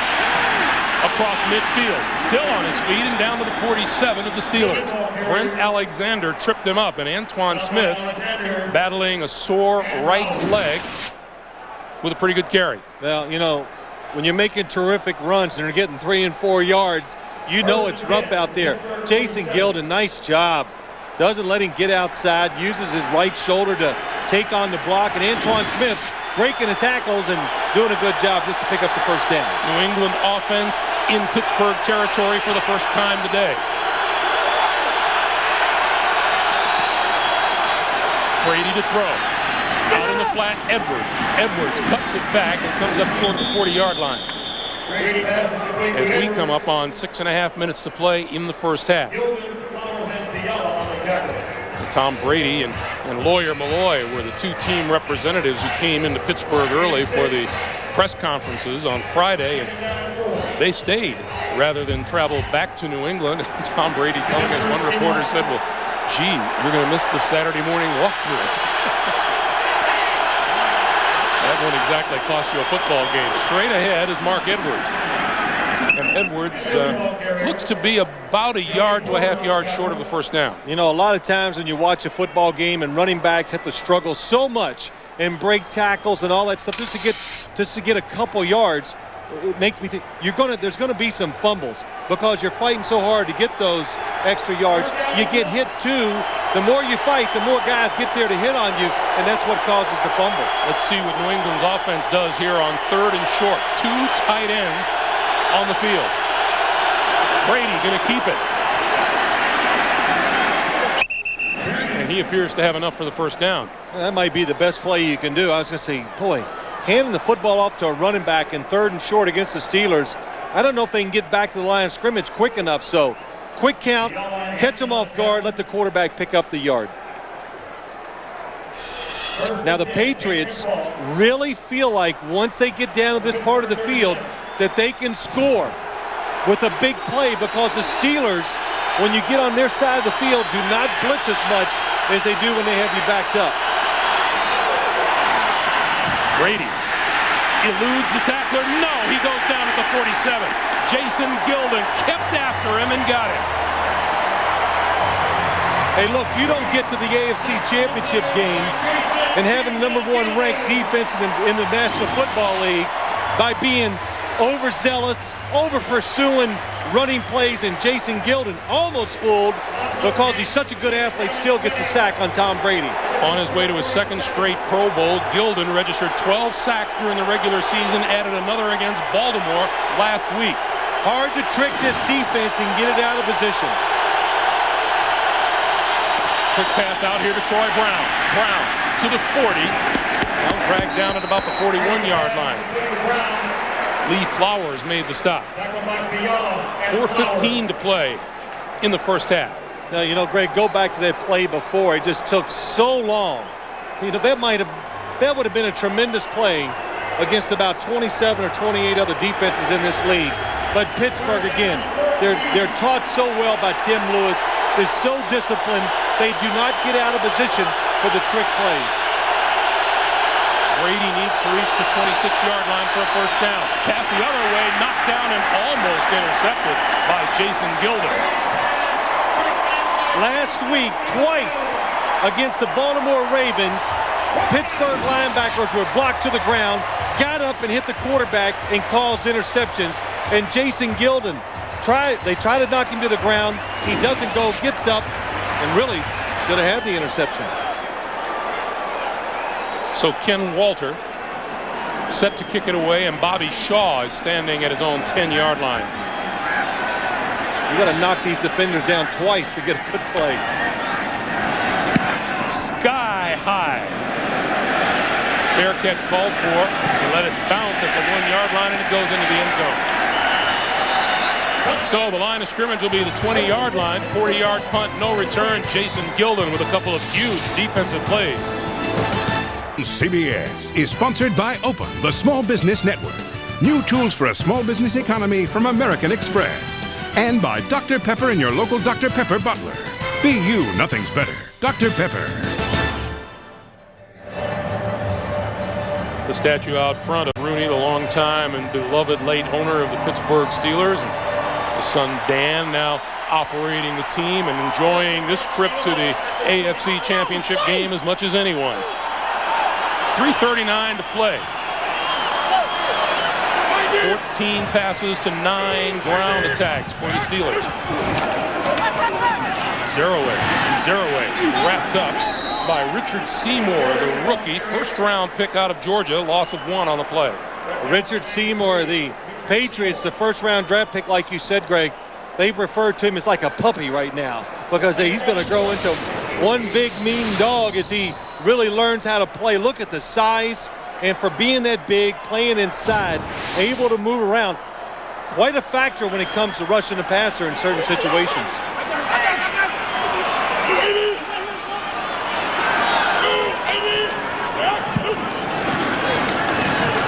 On 2nd and 11, Stewart throws far side, incomplete, and a fine defensive play by Ty Law. Hines Ward, the intended receiver. Pittsburgh wide receivers today Just 2 catches for 13 yards, and not one of those receptions has been made by Plexico Burress. Yeah, Cordell doesn't like anything down the field. He almost wants to move and get out of there. Under pressure, Ty Law, nice play by him, but really the perfect throw by Cordell Stewart. And isn't it amazing when you can't run the football, how it looks so disjointed for your football team? And the Steelers not able to run it, now it just hurts play action, quarterback draws, and all the other plays they use off of it. Here comes the blitz. Stewart on the run. Brought down across the 15 to the 17-yard line. Willie McGinnis, number 55, tracked him down. And onto the field comes the punting unit. Another fine defensive stand by the New England Patriots. Man, if I was the Pittsburgh Steelers, I would keep most of my people in, because you know now it's just the rhythm. The New England Patriots are going to blitz you on every third down. We have a timeout on the field. 2:49 to play. We'll be back to Pittsburgh right after this.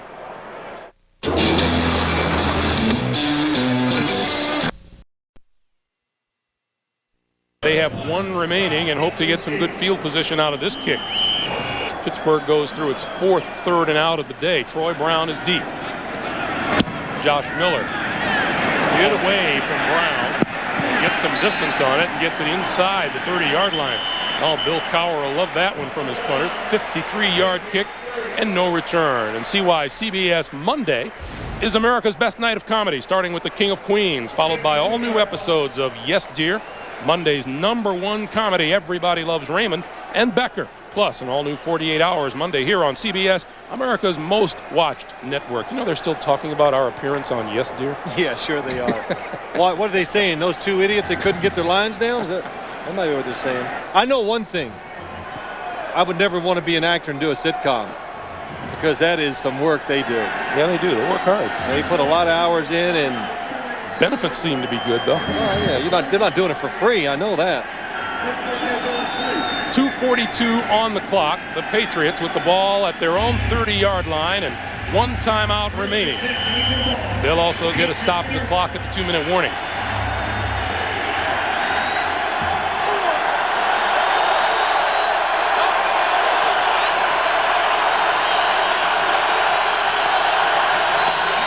This is J.R. Redmond. And Redmond across the 35 moves the pile to the 36-yard line. Mike Jones, number 51. And both he and John Fiala have filled in on the Steeler defense for Earl Holmes very well so far today. Yeah, they have. They're both athletic. The Steelers, they just have a lot of good linebackers. Pass this side to Troy Brown, and if the whistle blows, this play doesn't count.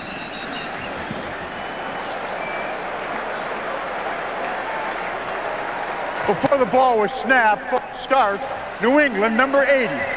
5-yard penalty, it's still 2nd down. Troy Brown feeling that screen just a little bit before the snap.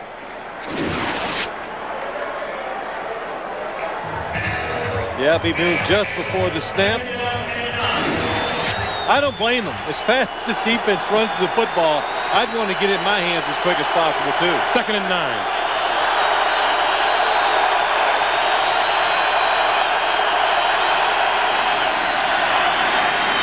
Brady, that ball is tipped and falls incomplete. Jason Gilden got his hand on the football. And at 1:59, we take our 2-minute warning with New England with the ball and a 7-3 lead. And then it's the Nextel halftime report. Jim Nance and company have first half analysis. Marcus Allen in St. Louis with a preview of this afternoon's NFC title game and a special musical performance here at Heinz Field by Sheryl Crow. All coming up on the Nextel halftime report.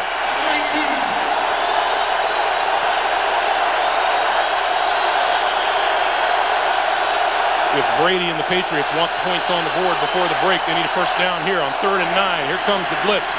Picked up well. The pass wide open in the middle of the field is Troy Brown. Inside the 45 to the 40-yard line and a first down. Brady's pass complete to Brown. Well, the Patriots guessed right. They left everybody in to protect. You can see Tom Brady on the ground. Walk it off. And here's where you use your last timeout to let your quarterback get healthy.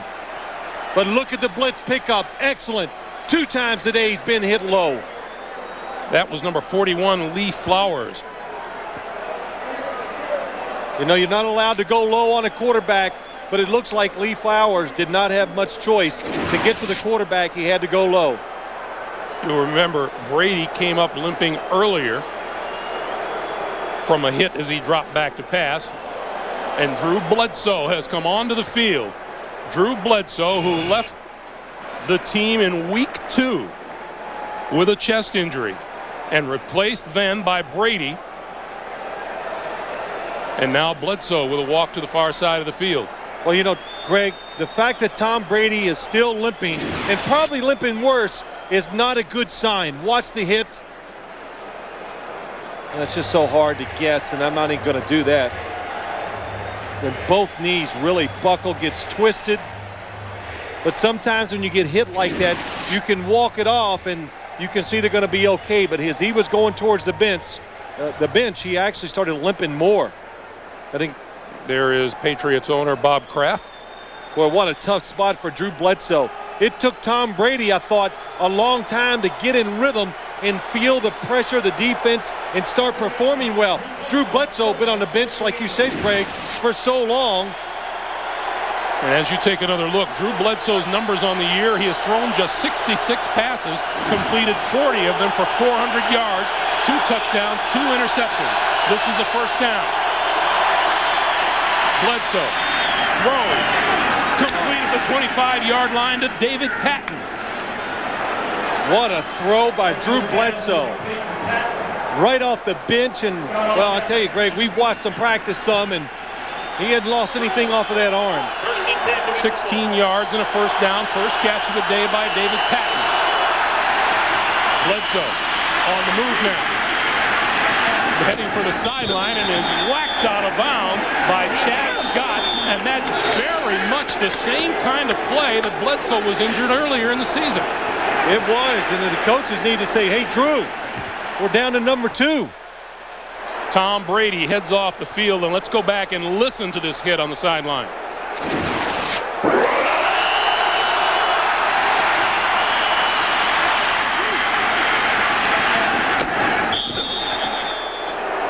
Chad Scott, the 5th-year cornerback out of Maryland, is the one who hit him. Earlier this season, Bledsoe left the premises on a play much like that against the New York Jets.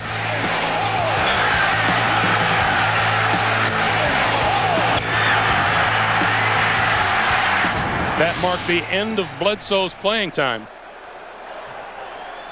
The Pittsburgh tackler left his feet while the quarterback had not yet touched out of bounds. Therefore, it's not a late hit out of bounds.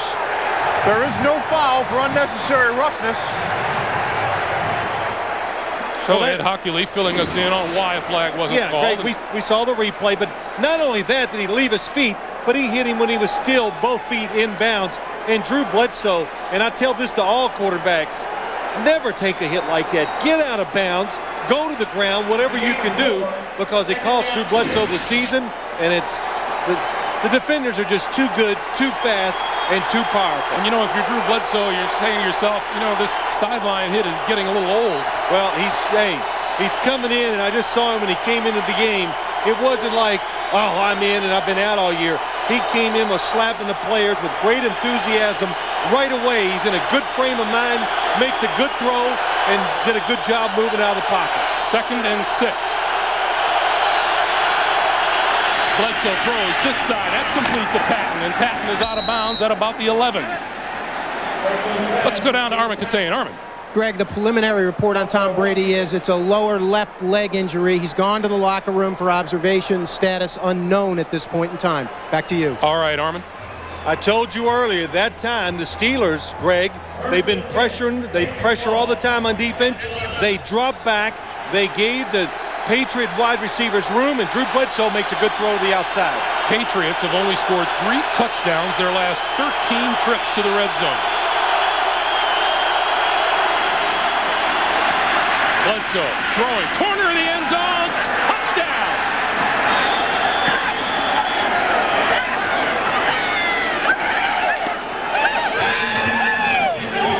Celebrations in the Patriots executive box. Celebrations around Drew Bledsoe on the field.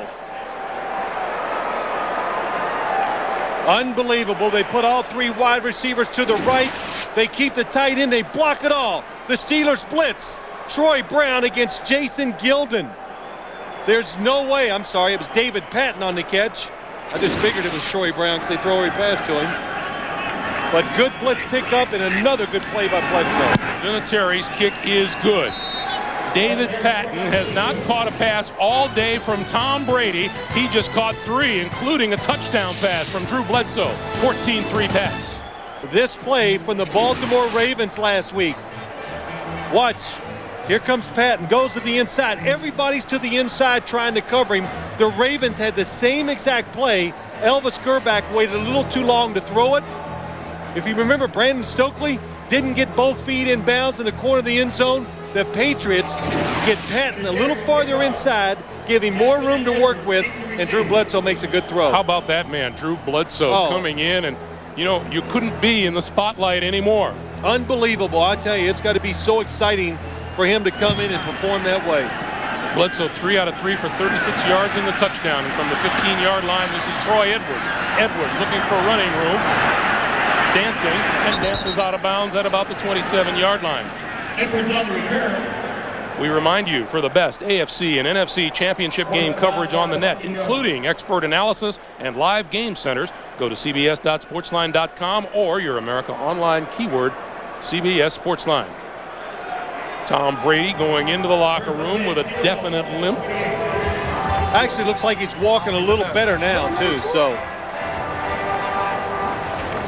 Well, that's not good when you see him hop. So the Steelers with the ball at their own 28-yard line, 50 seconds to play in all 3 of their timeouts. Impressive numbers for New England. Stewart throws, sideline, complete and out of bounds to Troy Edwards. Stewart's pass is complete to Troy Edwards. That stops the clock with 45 seconds to play. Well, of course, what the Steelers would like to do, 3 timeouts, just give themselves a chance at kicking a field goal. And with 45 seconds and all 3 timeouts, Mike Mularkey can do whatever he wants. He could call a running play, and it wouldn't hurt their offense right now.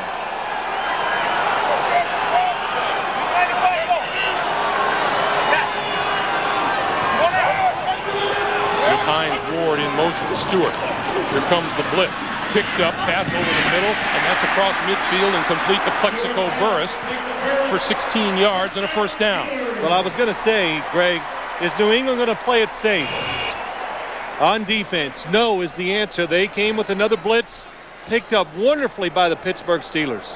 Timeout is called by the Steelers. That's their first, and it stops the clock with 38 seconds left as you look at Drew Bledsoe on the side. I think Drew Bledsoe took that hit on his very first throw. He hung in there.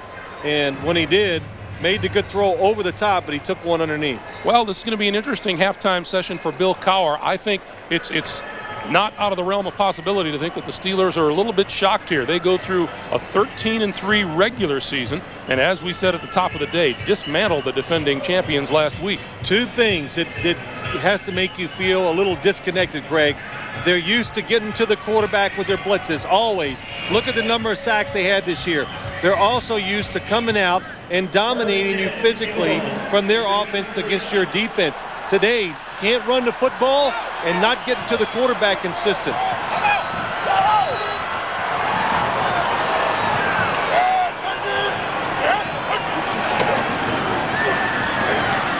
Stewart gets rid of the ball to the 31-yard line, incomplete, intended for Bobby Shaw. 33 seconds to play. Boy, Cordell Stewart hung in there. Mike Vrabel coming around in just a half a second too late. Well, the reaction you're getting from the fans is... Yeah, I did not see the replay. It's on the board. Let's take a look at it. Under 2 minutes, it's being reviewed automatically upstairs. Remember, under 2 minutes, the officials upstairs do the reviews. And the whistle blows before the play is snapped. Paging Mr. Hockley to the camera.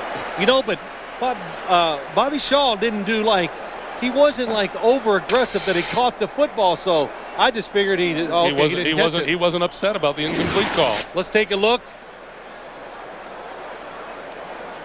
Nice throw under pressure by Cordell Stewart. That shot looks like both arms are under the football. It's got to be. Now we're listen. reviewing the ruling on the field to determine whether the pass was complete. Wow. It has to be conclusive. And that time it looked like to me that it hit his hands, bounced up, and he caught it. Well, Bobby Shaw is in his 4th season out of the University of California. He's going to have to learn to plead his case out there on the field. You really got to be like a vet and just. As you stay in the league, Greg, like everything in life, you learn to complain more. So it's just like us staying in hotels. That's right. I get more demanding as every time it goes around. But watch Bobby Shaw as it looks to me that ball hit his right hand and came right up. Yep. But watch how he reacts after he catches. Let's see if he just says, okay. Look at that. Right hand, it hit it. Well, you know, we shouldn't criticize him because he's not an in-your-face case pleader. Oh, yeah, that puts him in a minority in all sports. Well, Ed Hockley has had an interesting first half, hasn't he? Yeah, he has. He's earning his money today. But you know what? Cordell Stewart has really been patient and smart. Not, they're down. He hasn't, forced the football into any tight coverages. He feels pressure. He's throwing it where the throw is really safe, not letting New England players get a chance to come up and make plays on it. Just to talk about Cordell, as Ed Hockley keeps looking at the replay, everybody keeps saying, hey, that Cordell really matured this year. And I always, Greg, what do we talk about? I just say, look, Cordell Stewart's got good ability. You bring in a Mike Mularkey, you run an offense that's good for his skills. You give him a good quarterback, Coach Tom Clemens. Now you tell me the answer why he's playing a lot better.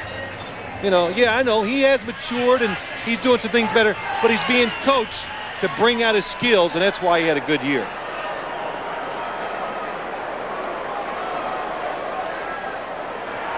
I've reviewed the play. There's not sufficient evidence from the replays to determine whether the tip of the ball hit the ground. It did hit the receiver's finger, and then the ball rolled over, and I can't tell whether the tip hit the ground. Well, therefore, the ruling on the field stands. Pass was incomplete.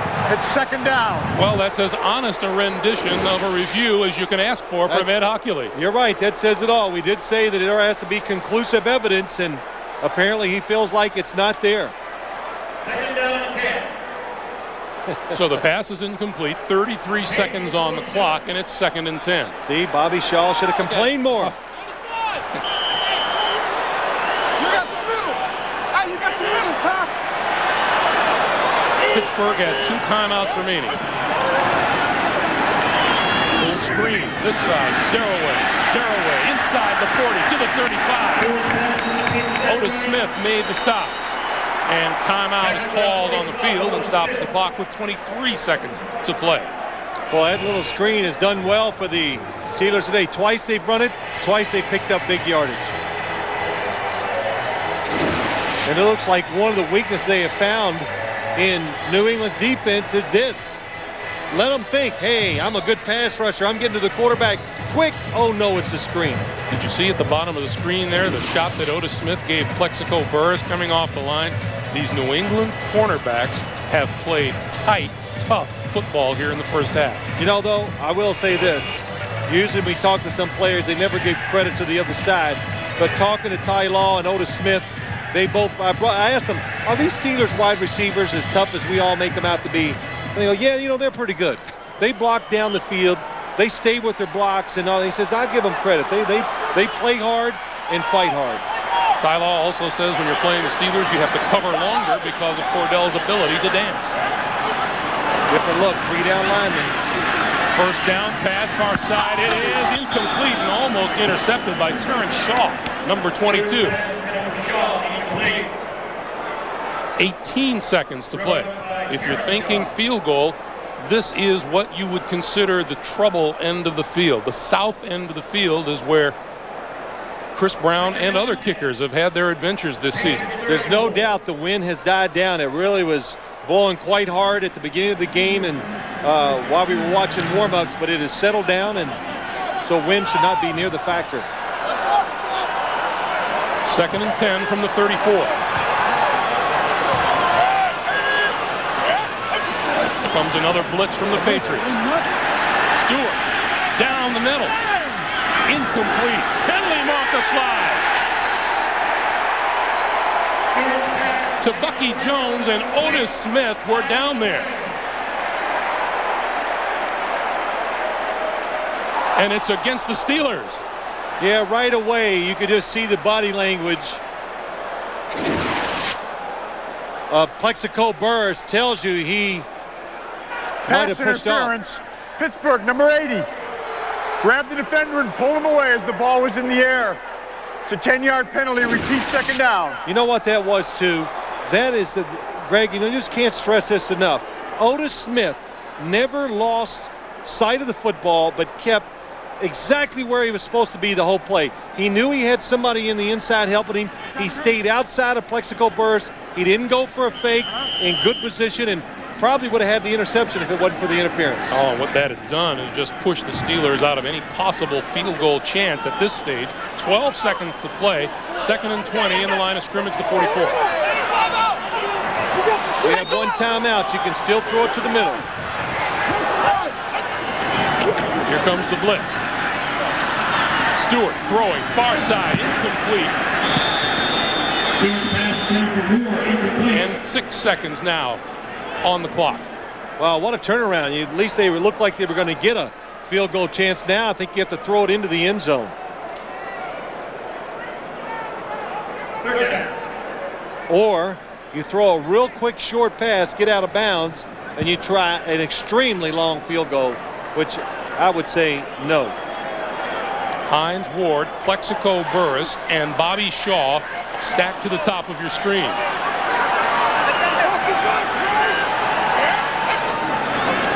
Patriot defenders all falling back, and Stewart launches it downfield. Intercepted at the 5. Terrell Buckley went up, grabbed the football, cut off any chance of the Steelers putting points on the board. And take a look at the scoreboard at halftime. The New England Patriots have come in here, put 14 on the board, 1 on a special teams return. They lead it 14-3, and we go down to Armin. Coach, any update first on Tom's situation? None on that. And now just your thoughts on your team's performance, particularly Drew's dramatic re-entry into the game. Well, that was a pass we've been working on all week, and it was open, and he hit it and made a nice throw there. The key for us now is this third quarter. Pittsburgh's outscored their opponents by about 100 points during the year, so we need our best football right here. All right, Coach. Bonnie, back to you. Go. Well, the Steelers' 2 1,000-yard receivers, Burress and Hines, only have 1 catch apiece, playing catch-up in the second half. How does that dynamic change? Well, we're going to have to do it. I mean, we're in 14th tier. We got the ball at the beginning of this half, so we got a possession up there. And we just got to play football. I mean, it's a lot of football left to be played. All we got to do is take it 1 series at a time, but certainly, time is not on our side. All right, Coach, thank you. All right, Bonnie and Armin, our halftime score. The New England Patriots 14, the Pittsburgh Steelers 3. Coming up, Jim Nantz and company are here in Pittsburgh for the Nextel halftime report. First half analysis, Marcus Allen in St. Louis for a preview of the NFC title game and a musical performance by Sheryl Crow. It all comes your way after these messages from your local station.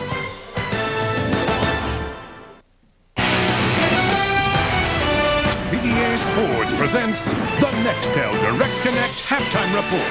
Nextel, get right through. All right, the score after 30 minutes of play at Heinz Field. New England stunning Pittsburgh 14-3. Hello again, my friends. Jim Nantz back here from our anchor position in Pittsburgh and the Nextel halftime report, joined by Dion, Mike, and Randy, and Jerry. And what a stunning turn of events there, Jerry. Late in the first half with Brady being injured, Bledsoe coming in, directing him to a touchdown. Well, if you watch the safety, it's Flowers for the Pittsburgh Steelers blitzing. He'll come in at the left-hand side of your screen. J.R. Redmond tries to block him. He comes off the block, and a low hit right behind the knees, and Brady is down. watch his knees twist. Oh, boy, that's tough. If that was you or me, Jim, we'd be in the hospital right now. And in comes Drew Bledsoe. He goes 3 for 3. His second pass is a burst out to get in this position. He throws the deep out to Patton, the fastest receiver, who's locked up on a linebacker because they're playing cover 2. What a great job Bledsoe did coming in. This game's exciting. And you see the Patriots with mental toughness. That's what this game's all about. You've seen it from the start, and Patton catches the touchdown. But how about Troy Brown both receiving and the story up to the Bledsoe moment, the game-breaking, at that point, punt return for Troy Brown, Dion. Troy Evans received the penalty on the previous punt return, so they had to re-kick this ball. He takes the inside release, of course, because he couldn't go outside in their hole. It looks like it's holding, but it's not, because their hands on the inside. And when Troy Brown receives this kick, he breaks through the first exterior line, and it's over. When he sees the paint as a punt returner, you can crank up the band, baby, because it's a touchdown.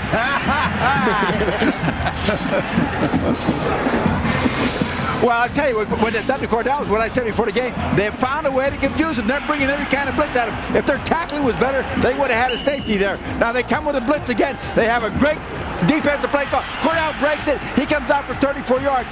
That's the danger in blitzing him. But you got to keep him on balance. He's got no rhythm right now. He can't get the ball downfield the way he has all year. And Mike, that's because he only has 34 yards rushing out of his offense in the first half. But one thing we knew coming in, Pittsburgh knows how to get after the quarterback. You saw the Flowers hit earlier on Brady. Jason Gilden, probably the MVP of this first half so far for the Pittsburgh Steelers. But you have got to run the ball and do it effectively to have your shot in Pittsburgh in the second half. And Drew Bledsoe had not played in 126 days before that touchdown drive. And his first pass right on the money, Jim. All 3 of them, 3 for 3. Later today, the Rams host the Eagles in the NFC title game. And for the latest on that matchup, let's check in with our colleague Marcus Allen in St. Louis. Marcus? Jim, this is the second time this season these two teams will be meeting. St. Louis eked out an overtime victory in Philadelphia back in Week 1. But in today's rematch, there's one important difference. Kurt Warner will be playing hurt.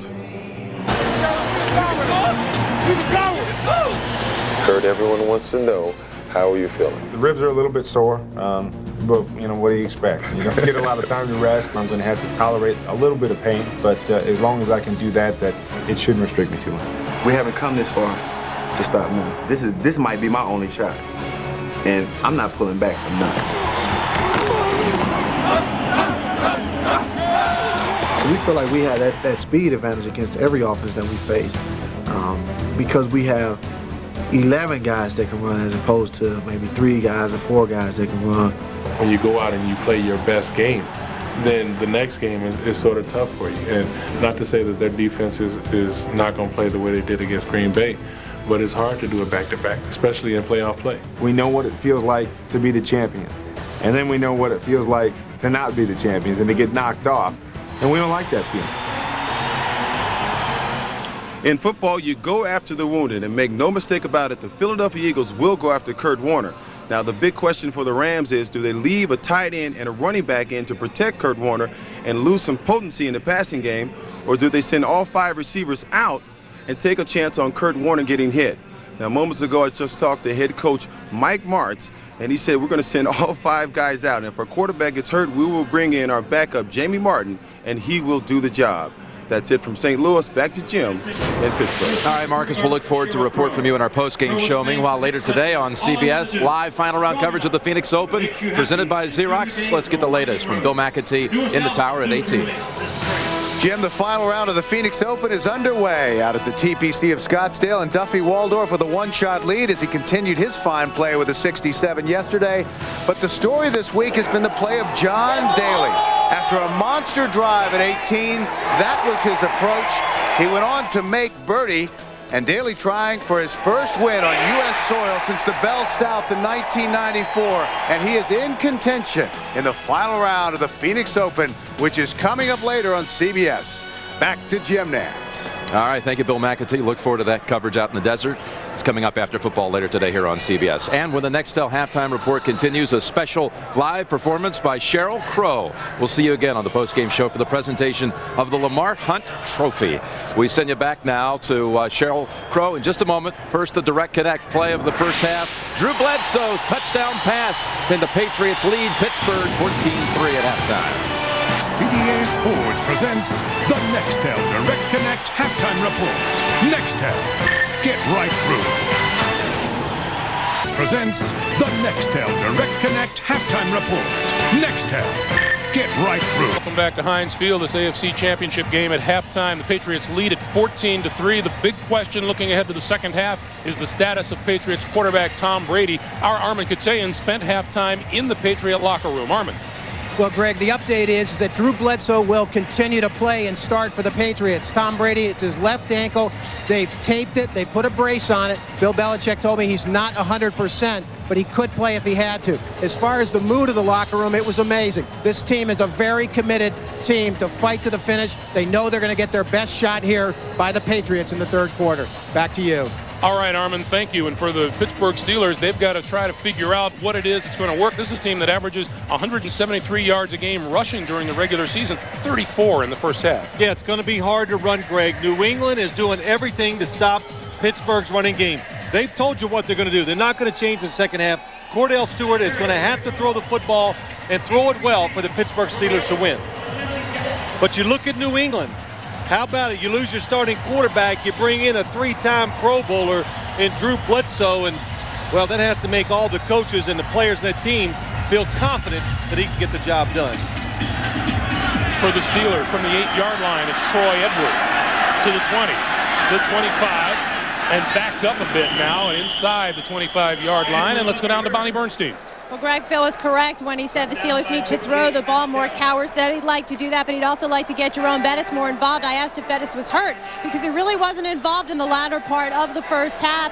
He said, no, we want to try to get him more involved. He only had 5 carries for 3 yards. Defensively, they need to shut down Troy Brown as a receiver, and on special teams, you know what kind of damage he did there. Well, and that plays into what Bill Belichick wants for his team because he wants Cordell Stewart to beat him having to throw the football. Bettis in the backfield. Stewart on the run. Going nowhere. Richard Seymour wrapped him up. Loss of 2 on the play. It's 2nd and 12 as you look at the numbers from halftime where the Patriots have the edge in both passing yardage and total yards. Well, Patriots have the edge in just about everything, Greg, and Pittsburgh trying to get Cordell involved right away. They run a quarterback sweep or a draw, whatever you want to call it. New England, good position. They did not let him run anywhere. Stewart on the quick slant, and that one's complete to Hines Ward, and Hines Ward has a first down. Patriots pick up a loose football, and there's been no whistle apparently. Ty Law has the ball. There was no whistle to blow that play dead. I did not hear it. Nobody did. So the only thing the Steelers can hope for that he was actually down on the ground. Ed Hockley is down at the 15-yard line of the Steelers. Let's take a look.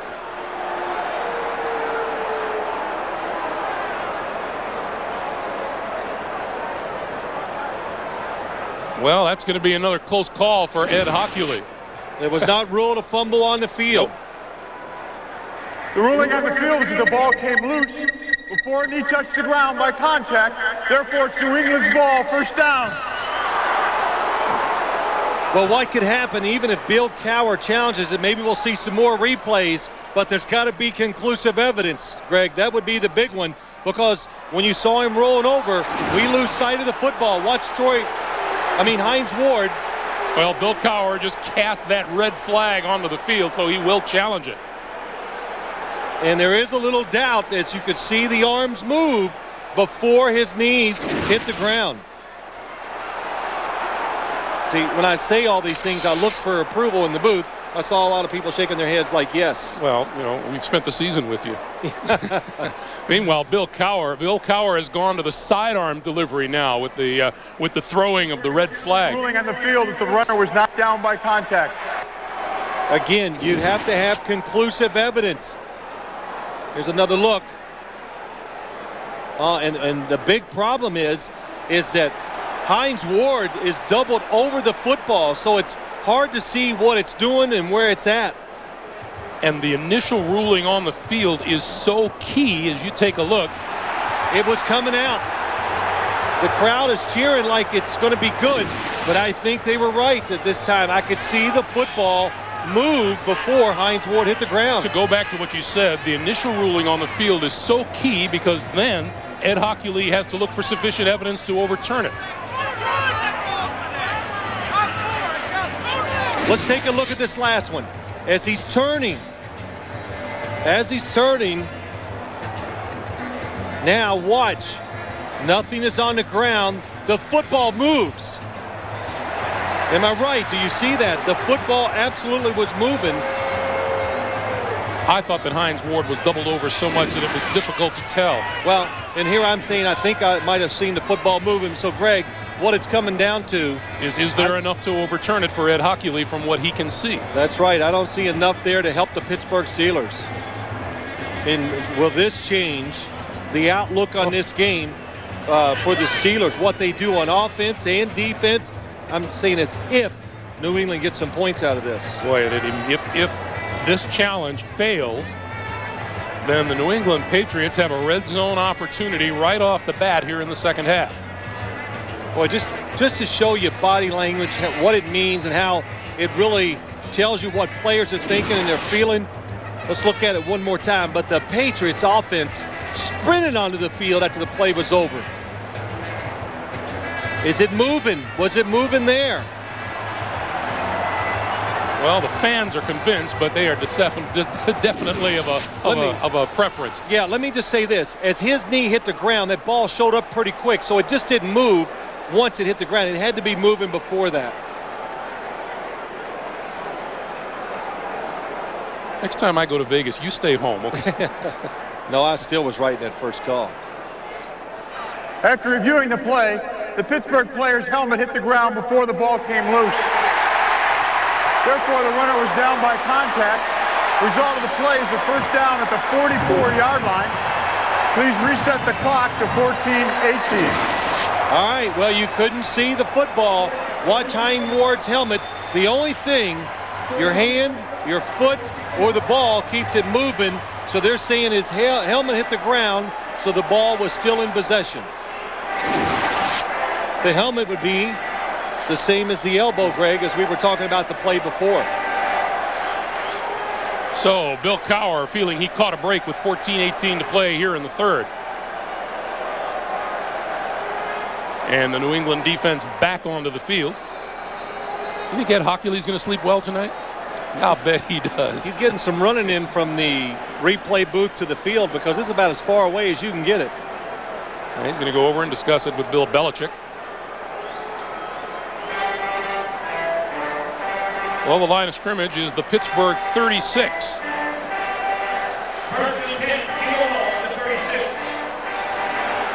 In a game that has been contested the way this one has been so far, the Steelers may have dodged a bullet there. Bettis and Whitman in the backfield. Lost the football. It's on the ground at the 35, and this time the Patriots say they have it, and they do. Wow, so many times today, Cordell Stewart is having trouble with the snap. That's got to be about 4 times. I've seen him double catch it twice. He fumbled it once before, and this fumble. Teddy Bruschi came up with the loose ball. Well, I really can't see what causes Cordell. It looked like a good snap. It looked like he did not stay with the center long enough, and who gets the recovery? Teddy Bruschi. Teddy Bruschi, number 54. Line of scrimmage, the Pittsburgh 35. Drew Bledsoe calling signals. Brady still on the sideline. Bledsoe going deep and overthrows Troy Brown, number 80. Brady's back. Well, the quarterback has changed, but the philosophy sure hasn't. Well, this is where they want to take the shots, Greg. Once they get down inside the 40 near the 30-yard line, again, the Steelers, no blitz, so they're going to allow the quarterback to get that little bit of extra time in these situations to throw it down the field. Tom Brady, taped at halftime, a spectator here in the second half so far. New England's offense goes to 5 wide receivers on 2nd and 10. That will be David Pat. Pat dodges the first tackler and is wrestled out of bounds at the 33-yard line. Chad Scott was the first man to hit him. It'll be 3rd and 7. Well, I'm just thinking about it as I watch the game. Drew Bledsoe. I was thinking about, you think about the game the night before, even as an announcer like a player does, and I thought about Drew Bledsoe last night going, wow, what a tough season that he's had to endure. But a lot of Patriot players and coaches give him credit for not being a distraction in a tough situation like he's been in. Even Tom Brady told us earlier this season it hasn't been a distraction thanks to Drew Bledsoe. 3rd and 7. Oh, look at the protection, and now it breaks down, and he throws it and flips it over his head. There's a marker down. And a second marker is down. He must be feeling good. Thinks he's Michael Jordan doing a reverse layup or something, throwing it without looking, but he flipped it over his head, trying to hit J.R. Redmond. Again, the blitz. Look at the protection. Rodney Bailey, number 94, and Drew Bledsoe throwing the football. Watch this. He sees the running back. Wow. There were fouls by both teams on the play, holding defense number 31. There was also intentional grounding by the quarterback, number 11. The penalty's offset. Replay 3rd down. Yeah, so they called it intentional grounding, and that is a good call. He's avoiding the sack, even though I really believe he was trying to get it to the running back. Sure, right number there. 21 was right there in front of him. So we'll replay the 3rd and 7. Fans to their feet, waving towels.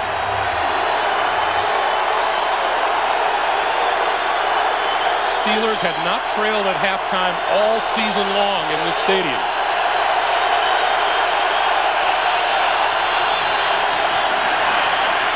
Bledsoe hit as he was letting the ball go.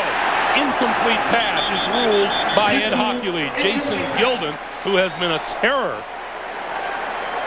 for the Steelers, was the man who applied the hit. Well, they're doing a good job. Why does he get hit here? It's just because they cover him down the field.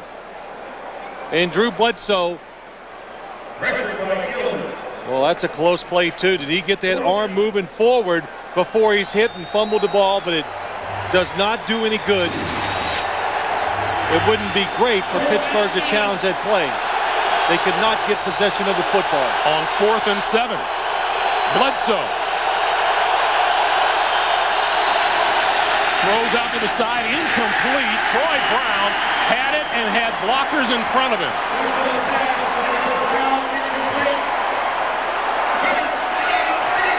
Let's keep this 4th down attempt in mind. 12:55 to play in the 3rd. We're coming back to Pittsburgh after this. For the private use of our audience, any other use of this telecast or of any pictures, descriptions, or accounts of the game without the NFL's consent is prohibited. Thursday on CBS. For 7 years, no drama had beaten ER until CSI came along. See why it's the most watched drama of the season. Don't miss an all-new CSI Thursday here on CBS, America's most watched network. From the 32-yard line. Stewart to throw. Down the middle. Complete. Close to the 50-yard line. Plexico Burress. First down, Pittsburgh.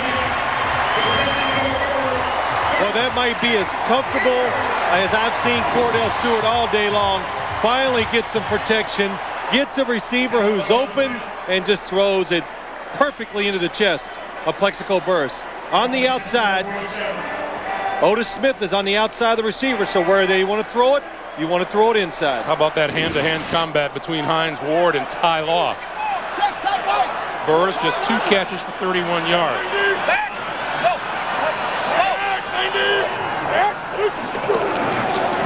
Jerome Bettis. A couple of yards just across midfield. Teddy Bruschi, Willie McGinnis. Important to keep in mind now that the Pittsburgh Steelers are out of challenges. That's right. They've used both of theirs today. Bill Cowher has a sore arm from throwing that red flag. Just 35 total yards rushing for the team that led the NFL in rushing this season. And how long was Cordell's run? So if you take his one scramble out of there, they basically have done nothing running the football. Oh, good hit by Anthony Pleasant. At the line of scrimmage by Anthony Pleasant. What did Bill Belichick say to us last night? I am not worried about Jerome Bettis running. He might get some 5-yard runs, but he's not going to rip off a 40-yarder against us. And Anthony Pleasant follows Bill Belichick everywhere he goes. Oh, he's been with Bill Belichick. What did we count up? About 8 years. He's one of those players that Bill Belichick is just comfortable to have around on the team. Likes him as a player, but even likes him more as a person. A good example for all the young players. 3rd and 6 now for Stewart and the Steelers. Stewart over the middle, and that's complete. And enough for a first down to Troy Edwards.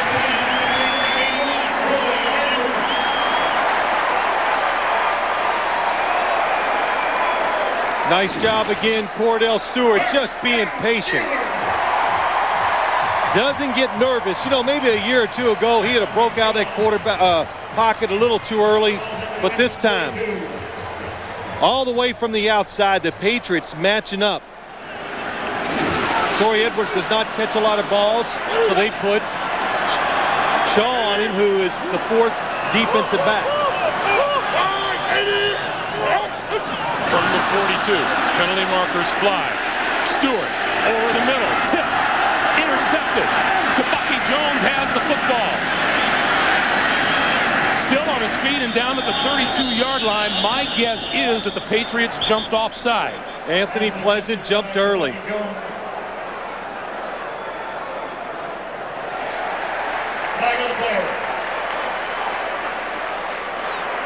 Offside. New England, number 98 in the neutral zone at the snap. That's a 5-yard penalty. The interception is overturned. Repeat first down. Well, Bill Cowher sees another break come his way.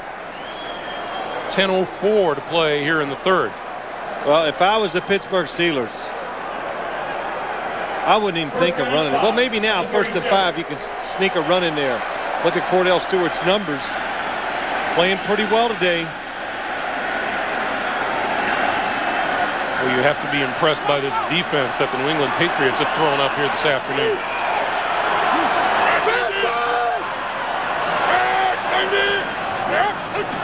1st and 5. Stewart's going to throw it. Going to go down the far sideline, and it is incomplete. And a penalty marker is thrown.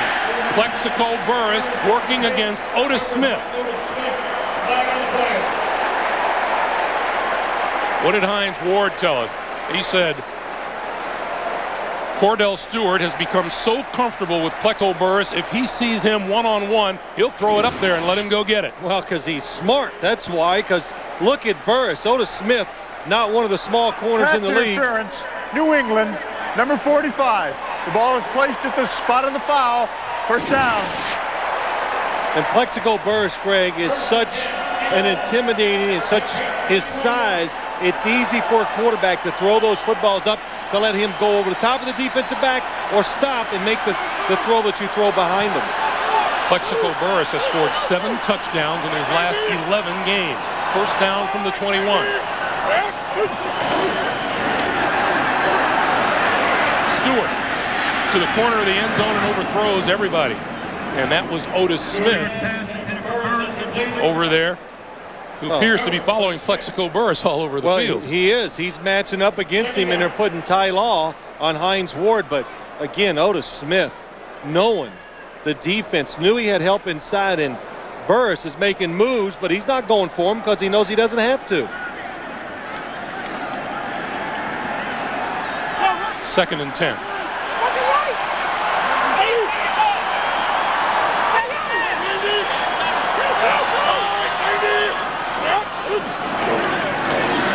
Stewart on a draw to the 17. Boy, did you see how tight Otis Smith was on Plexico Burress? Yeah. I tell you, I don't know. I'm very impressed with what they've done against Cordell Stewart's runs. And, you know, when you talk about it, well, how does a quarterback in his runs, how they become so effective? Well, you think about it this way. You have an extra blocker. Usually the defense can outnumber you. But when the quarterback runs, you get your extra blocker to help him, and it makes it easier for the offense to get those holes, get them blocked, and that's why he's been very good at that. A big 3rd and 5 for Stewart. Throw. Incomplete and almost intercepted by Willie McGinnis.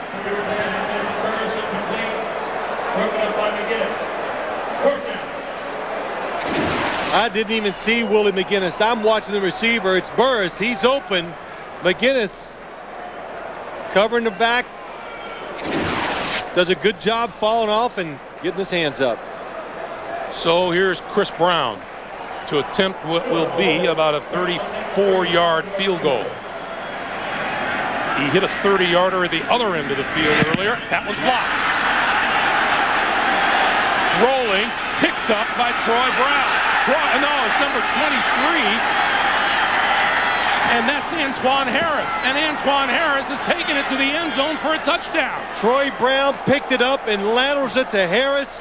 What a play by Troy Brown. And another special teams touchdown for the New England Patriots.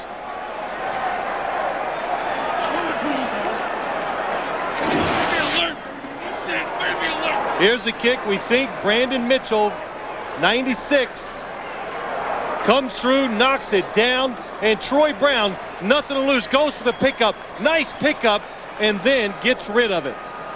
Antoine Harris, a second-year defensive back out of Virginia, took it the rest of the way, and Adam Vinatieri is on to add the extra point. Troy Brown took it about 11 yards. Harris the rest of the way about 49. The kick is up and the kick is good. 8:51 to play in the third quarter. The Patriots extend their lead to 21-3. By Southwest Airlines, proud sponsor of the NFL and official airline of Super Bowl 36. DuPont, bringing you the miracles of science for 200 years. And by Chrysler, drive equals love. Pittsburgh on a beautiful day, but Steeler fans don't think it's looking so terrific right now. Their Steelers trailed 21-3.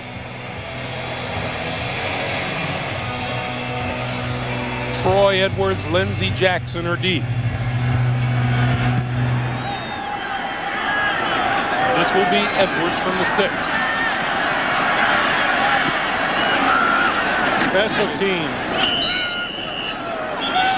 Pulled down across the 20-yard line. Tom Brady on one leg can celebrate with the best of them. We'll be right back. For 60 minutes, followed by Richard Dreyfuss in the education of Max Bickford, and then on the CBS Sunday movie, Oscar winner Kathy Bates, Elizabeth Perkins, and Lynn Redgrave star in the Hallmark Hall of Fame presentation, My Sister's Keeper. That's tonight here on CBS, America's most watched network. Chris Brown, one blocked field goal, one good. Jerome Bettis in the backfield. Let's see what the Steelers do here with 8:41 to play in the third. Stewart still has it. Going to throw it to the near side, and that's complete to Bettis. And Bettis is across the 30 and out of bounds at the 32-yard line. Let's go back to that blocked field goal. Well, what it is, Brandon Mitchell just overpowers. And I can't even circle him. There's so many people down inside. Just overpowers the blocker, knocks it down, and just a terrific play by Troy Brown. Now, talking to Bill Belichick yesterday, Greg, he says, I just hope to get one turnover to give us a scoring chance. In other words, you know, whatever it is, give my offense a short field. Well, today, 2 touchdowns off of special teams. Pittsburgh's field goal problems continue. Stewart with plenty of time throws, and that is complete inside the 45-yard line. Nice grab by Hines Ward. But what they're doing, Cordell Stewart, this is about the 4th time today. The receiver has been covered down the field. Watch Hines Ward, double move, fake, go deep. Ty Law's all over it. But Hines Ward looks back for the football before Ty Law does. Perfect throw by Cordell Stewart. Hines Ward set a single season record with 94 receptions for the Pittsburgh Steelers this season. To the New England 44. And Amos Zaraway with nowhere to go. Willie McGinnis, who has had several big plays here today, stopped him for a loss of 2, and number 52, Ted Johnson, also in on the stop. It'll be 2nd and 12. Well, I guess it's so much for being undersized, this New England defense. Undersized. I was worried they might get pushed around. Excuse me. Hurry up offense by Pittsburgh makes New England call a timeout. So the Steelers force the Patriots into using one of their timeouts, and while we have the opportunity, here's our NFL.com interactive poll for today. Which of the championship game quarterbacks has the best chance at breaking Phil Simms' Super Bowl completion percentage record? Log on, cast your vote at NFL.com.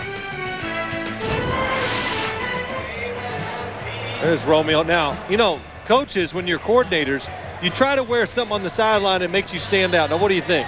I think Romeo can stand out with that outfit.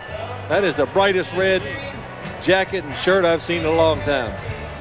Boy, there's Tom Brady. Could you have written a script like this for the Patriots so far today? 2 special teams touchdowns and a touchdown pass from ostensibly your backup quarterback, although every team in the league would love to have a backup the caliber of Drew Bledsoe. The third-string quarterback is Damon Ewart. He's won a few games as a starter in this league, too.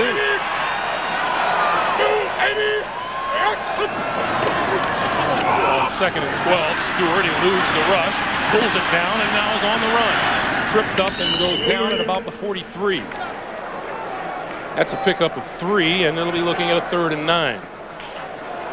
That's what happens. You know, the better the competition gets, usually it makes it much harder for quarterbacks to run, and that's what we've seen here today. New England in good position. Of course, they're very knowledgeable of the fact that Cordell Stewart will run with running plays, and he'll scramble out of the pocket when receivers are not open.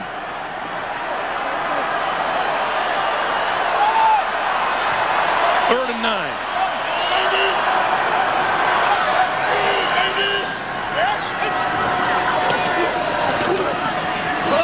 Stewart with a little pop over the middle to Zerouay. Zerouay inside the 30, inside the 25, and out of bounds. First down, Pittsburgh. What a nice job, Cordell Stewart hanging on to the football. But Amos Zerouay acted like he was going to block, and at the last second, he snuck out of the backfield, and Teddy Bruschi has no chance to get over and cover him.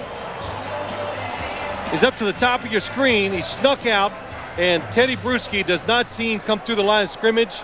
Nobody covered him, and that's why he was wide open for the first down. Amos Zerouay, the Steelers' leading receiver on the day with 4 catches for 50 yards. From the 24. Comes the blitz. Stewart throws far side, and that one is complete to Ward. And Ward run out of bounds by Ty Law. A little extra over there. Gets him a penalty flag.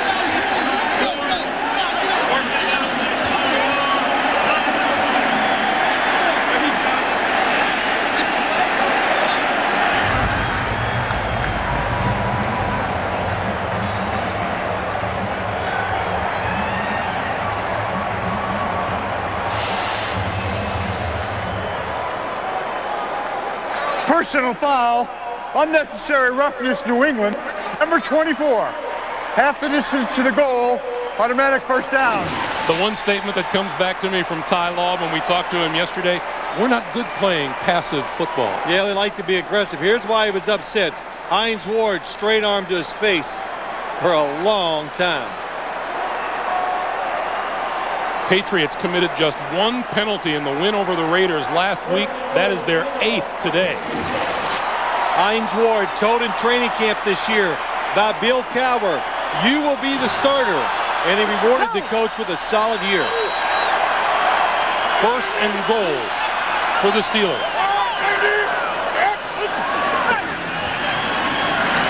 Stewart throws at the goal line, batted down by Tabucky Jones, intended for the tight end, Jeremy Tooman.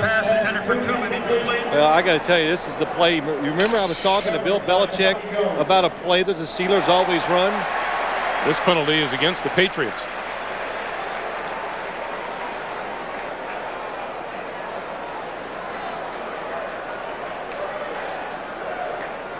Illegal hands to the face, New England, number 91. Half the distance to the goal, and on an automatic first down. That's Bobby Hamilton guilty of the foul, and it's a first and goal again for Pittsburgh. Well, you like your red zone defense, but I don't know if you're going to get to play it if you keep committing these penalties. Oh, Brian Cox looking up the receiver underneath. John Whitman. So it moves the ball now to the 4-yard line. You know, Brian Cox model, well, if it moves, you just got to hit it.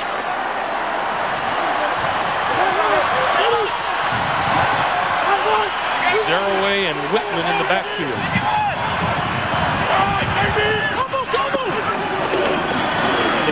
Zerouay trying to turn the corner.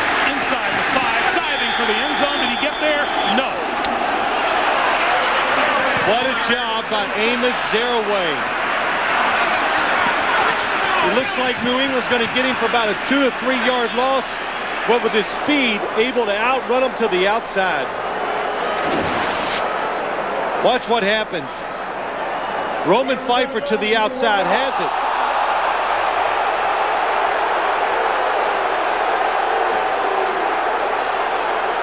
Well, you know what? Ed Hockley would have another session on his hands, but the Pittsburgh Steelers are fresh out of challenges. Yeah, that's definitely a touchdown. It looks like he crosses the end zone line before it hits the pylon. So on 2nd and goal. Straight ahead. Bettis looking for the end zone. No touchdown call yet, and now it is.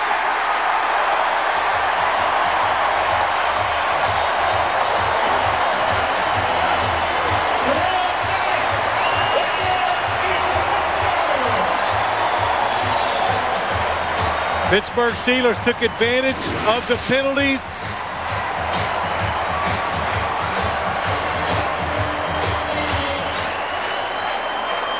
And the bus keeps on rolling at the goal line. That is the 16th rushing touchdown here at home for the Steelers this season. Opponents have registered just one. That one came on the regular season finale. Chris Brown's extra point attempt is good. And a little pushing and shoving down on the field by the goal line. 5:11 to play in the 3rd quarter. Jerome Bettis back on the field, back in the end zone. 21-10 Patriots.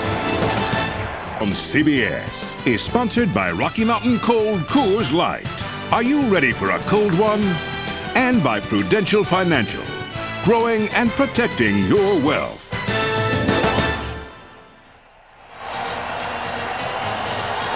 Jerome Bettis' touchdown has reignited the Steeler fans with 5:11 to play in the 3rd as Pittsburgh pulls to within 21-10. Number 21, J.R. Redmond. Number 35, Patrick Pass are deep for the kick. A yard deep in the end zone is Pass. 20, 25, 30 to the 33-yard line. Lindsey Jackson made the stop, and a reminder. Tonight, on 60 Minutes, was the FBI's legendary J. Edgar Hoover part of a conspiracy to put an innocent man in prison and let a guilty man go free? That's tonight on 60 Minutes. Well, I know what the Steeler defense is going to do. It's going to be aggressive, and it's angry because they're down in what happened in the first half. My question is, can the New England offense, what do you take now? What type of approach? Do you try to run it, or do you stay aggressive? On the ground right off the bat.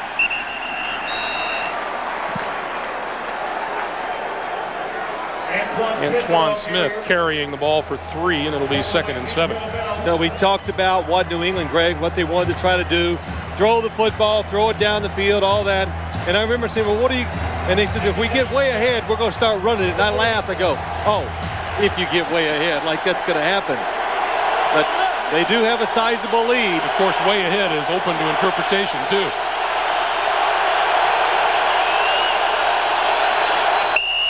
Movement before the snap.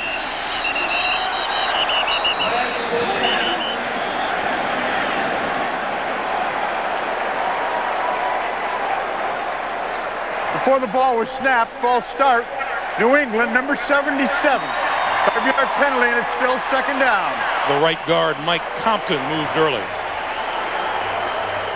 Well, when you only have one wide receiver in the game, that pretty much tells you you're going to run the football. But now they take Antoine Smith out. Look at the penalties. A lot of times, too, Greg, you look at stats like that, you get more penalties when you're playing a team that's more aggressive and faster. Hard to block when they get in position sometimes. Bledsoe over the middle. Redmond separated from the football. John Fiala got there at about the same time the ball did. It'll be 3rd and 12.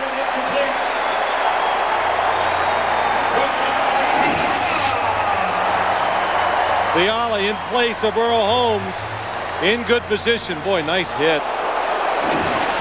Now, what the Patriots have to watch here, and you can feel it, the Steelers getting up a little bit ahead of steam in the momentum department.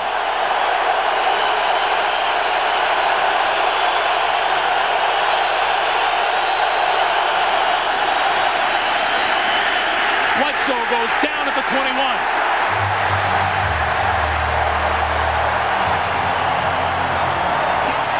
Little crossover action on the front defensive line by the Pittsburgh Steelers, and they got to the quarterback.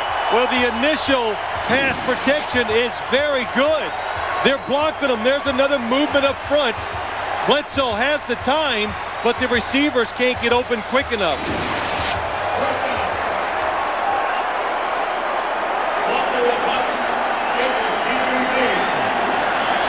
Troy Edwards stands at his own 35.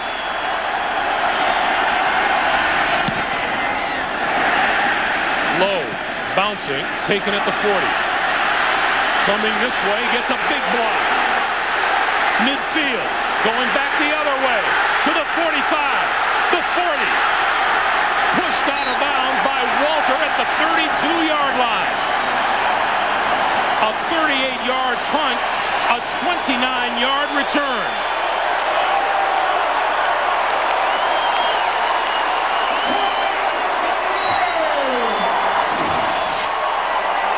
Good job by Troy Brown, not letting the football bounce. Myron Bell, terrific block. Another good block as he goes across the field. And Troy Edwards gives the Steelers a short field to work with. Boy, what did we say just a moment ago about a shift in momentum? The line of scrimmage, the New England 32. First time all day the Steelers begin a drive in New England territory. Stewart to throw.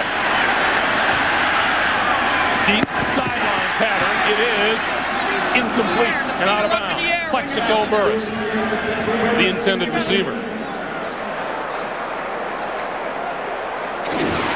Well, the one thing you can never question, watch Burris, he is out of bounds. Has to jump and catch the football. Never gave Cordell Stewart enough room to throw the football, but when you talk about Cordell Stewart, you heard Bill Belichick talk about him last night, Greg. He went out to Colorado when he was a senior and timed Cordell Stewart, all the running backs and wide receivers, and he goes, wow, the fastest guy out there is the quarterback. Plus, he has a really strong arm. On 2nd and 10. To the near side, and that is Kreider out of the backfield, and Kreider belted out of bounds by Ty Law.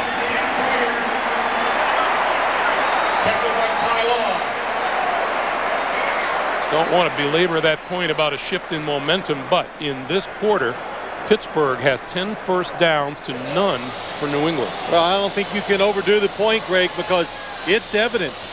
The Steelers now, Cordell Stewart getting more time to throw the football. He looks more comfortable. Receivers all of a sudden are getting open. 3rd and 1. Stewart holding on to it and has a first down.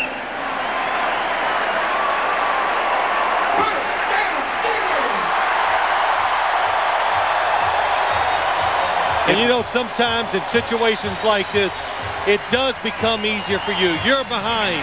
You're the aggressor. You're the one taking the chances.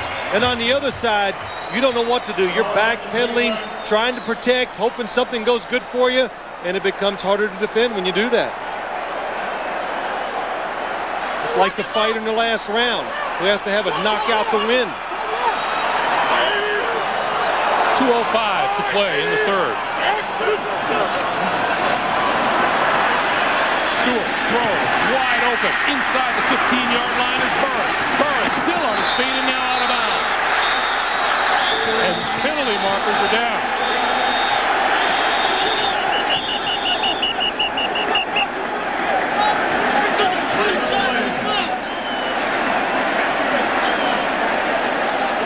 Here's Ed Hockley.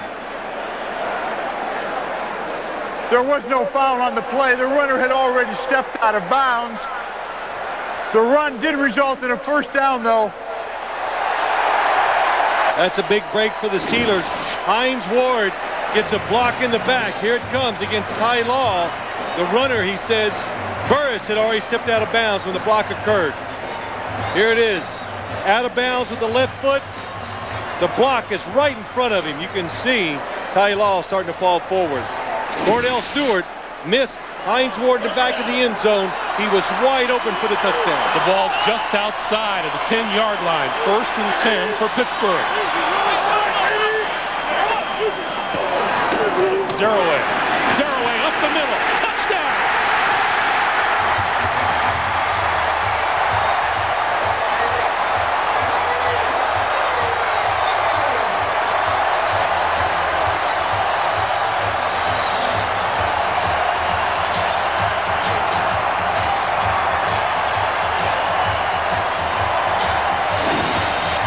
Well, you got the Patriots defense guessing.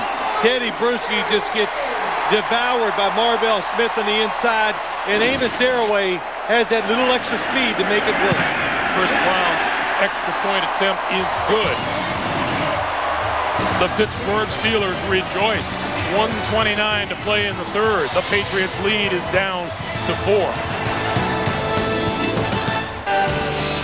I'm Jerome Bettis from the Pittsburgh Steelers. On behalf of my teammates and fellow NFL players, we would like to thank all the men and women in our armed services for all that you do to protect our great country. Thank you.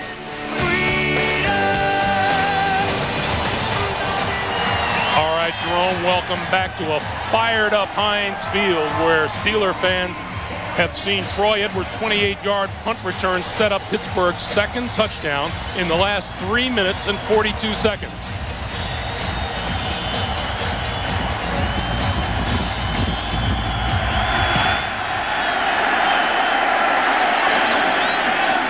Pass from the 2. 20. Out to the 28-yard line. Brought down by Deshae Townsend. And a reminder, CBS Super Friday kicks off with Super Bowl's greatest commercials of all time, followed by an all-new episode of the new hit series first Monday.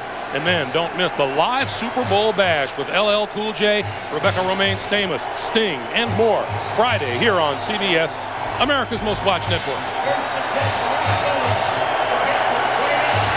Bledsoe in the huddle, trying to reinstill some fire on in relief of Tom Brady. This is like the start of the game all over for the Patriots offense. Crowd noise. And they spread the field with 5 wide receivers. Quick pass over the middle, in and out of the hands of Jermaine Wiggins. Let's go down to Armin Katayan. Armin. Greg, just to follow up, in the locker room at halftime, Bill Belichick, and the last thing he did was draw his team together and tell them they were going to face exactly something like this. He said, you have to stay alert, you have to be physical, but most of all, you have got to keep your composure in a game like this. Composure that is going to be sorely tested right now. Back to you. All right, Armin. Armin's got an eel around his neck. Wow. 2nd and 10. Movie star.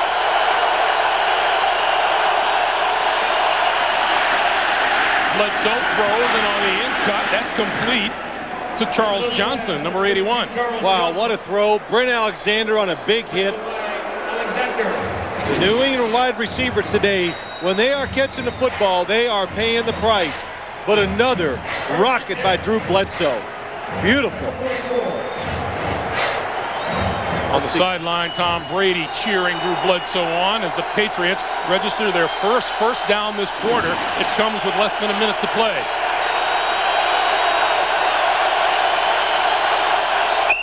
And there's movement on the front line again. Well, you're just making them sit there too long.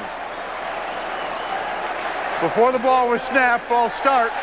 New England, number 64. 5-yard penalty, it's still first down. Well, you have to say this, they're spacing him out. That time it was Greg Robinson Randall, the guilty party. Well, you know, listen, when you look at this, Tim Lewis, the defensive coordinator for the Pittsburgh Steelers, he creates this havoc because how about we talked to him yesterday? I said, hey, Coach, when's the best time to blitz? And he started laughing and he goes, right after the blitz, you just run. So blitz him one down, come back, pressure the offense constantly. That's what he believes in, and that's what they do. Patriots have been guilty of 5 false starts today. Bledsoe finds his man. Brown across midfield and into Pittsburgh territory at the 48-yard line. And with that, time will run down on the third quarter. The AFC Championship has 15 minutes to decide a winner. That's the end of the third. New England leads at 21-17. We're coming back after this message and a word from your local station. You're watching the NFL on CBS. 36, 21-17 as we start the fourth. Antoine Smith ducks it out to the right side, looking for running room, and he's just surrounded by Steelers. John Fiala and Joey Porter led the charge.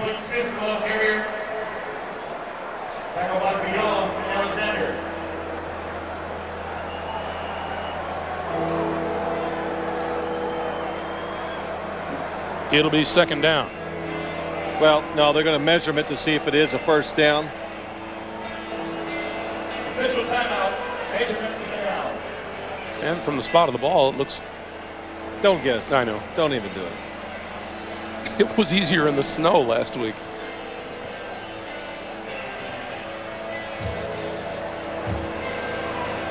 Well, you can hear, just listen to it now, Greg. The crowd's quieted down.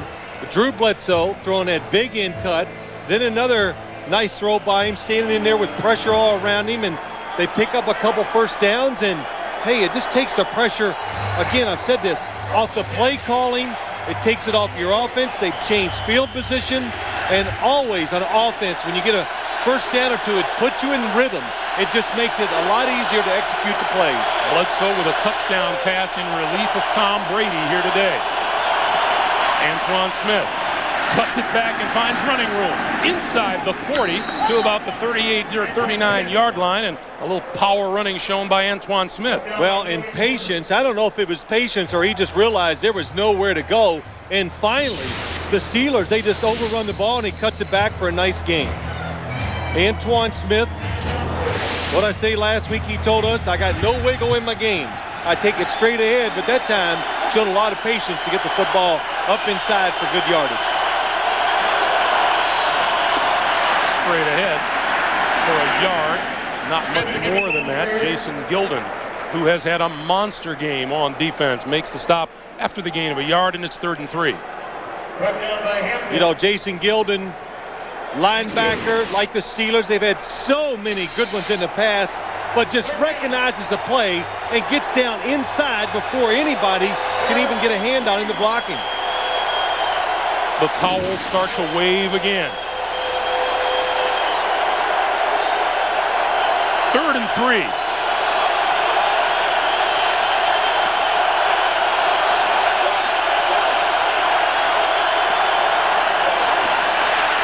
Gets rid of it, complete to Edwards out of the backfield for a first down to the 32. Good job by Drew Bledsoe. Yes, it was, Greg, a good job. One wide receiver in the game. You don't know where they're going to throw it. Lee Flowers from the top comes untouched. Bledsoe does a good job of getting in the air. Otherwise, that hit's really going to hurt, and makes a good throw to Edwards out in the flat. So the Patriots have advanced now to the Pittsburgh 32. Straight ahead is Redmond, and Redmond inside the 30 to the 28-yard line. Clock continues to move, 12.5 to play in the fourth. I think as you watch this game today, and yeah, there are 21 points on the board by the Patriots, but 14 from special teams. But as you watch these drives, it's amazing how many good things you've got to do just to get in position to try to score against the Steeler defense. It's as good as advertised. There's really no weakness that you can just say we're going to pick on, and mainly because you don't get the time to throw the football. Redmond cuts it back inside, diving for the 25-yard line, and is just short. Well, you were bringing up a point to me as we see that run. Scores 21-17. You asked me, why don't they go for 2 points and make it a 3-point game? I said, it's too early. Because if you go for 2 and you miss 21-16, are you going to hold the Patriots scoreless for the rest of the game? Now, if they do kick a field goal, a touchdown by you can tie it. I declined math as a second major. A big 3rd and 4. Bledsoe. This side. And it is to Fred Coleman, number 84. And the officials are still talking about it down here. Off the ground, skipped off the ground, incomplete. Brings it for now. The back judge, Kirk Dornan, says it hit the ground. Let's watch it. And the official on the near side completely shielded by Coleman's body. I think the Patriots are hoping to see if there's a replay that gives them a chance to challenge it. And Bill Belichick throws the flag onto the field. That's his second challenge of the day. Let's watch it. Ground level. New England is challenging the ruling on the field that the pass was incomplete. Well, let's see what Ed Hockley is going to do here. Again, he has to see something that's going to make him overturn the call already made on the field. Did you notice the difference in the way the coaches throw the flag? You know, Bill Belichick was kind of an underhand toss and just like lay it out there. And Bill Cowher did his with a little more fury. Cowher was trying to hit an official. You know, Phil, as we await this decision and this ruling, I mentioned Super Bowl 36 next week, and I know you agree with me. We want to send our best wishes out to our friend and colleague Pat Summerall for a great Super Bowl next Sunday in New Orleans. Well, you can't tell if he makes the catch here, Greg. It's just hard to see. Nothing conclusive there.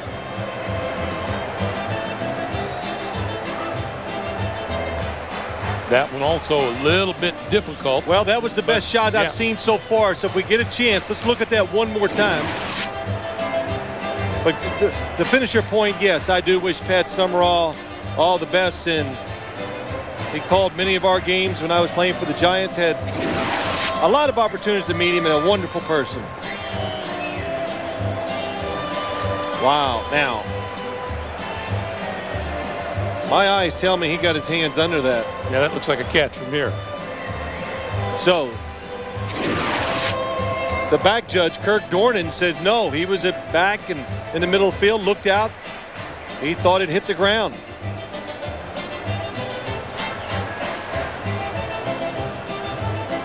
You know, you made mention of this earlier in the week. And I'm willing to wager that Pat Summerall called your name more often than I have this last few years. He didn't have my name with 4-letter words attached to it like you do. That's a pretty good shot right there, I can see. And the white gloves gives you a good idea. There are no angles from which it's possible to tell whether the ball does hit the ground or not. Therefore, the ruling on the field stands as called, incomplete. It brings up 4th down. New England is charged with their second timeout. Well, I can understand why he does it. The last angle was the best we had, and not enough for him to overturn it. Yeah. And he's explaining it to Bill Belichick. So now Adam Vinatieri, who hit 2 huge field goals in the snow a week ago, will attempt a field goal from 44 yards out.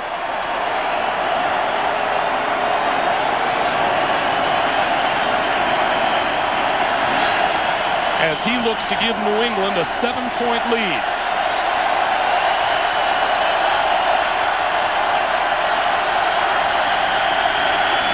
Got it away long enough, straight enough, and it's good. Adam Vinatieri, another clutch field goal. 24-17, New England.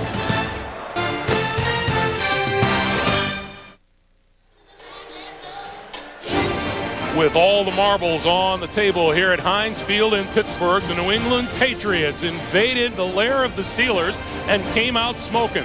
They lost Tom Brady early on, but Drew Bledsoe has thrown a touchdown pass. Special teams has contributed 2 touchdowns. And as we go to the 4th quarter of the AFC Championship game, it's New England by a touchdown. Greg Gumbel, Phil Simms, Armin Katayan, Bonnie Bernstein, and our ace CBS Sports crew. 11-12 to play. in regulation. From the 7-yard line, it's Troy Edwards. 25, 30.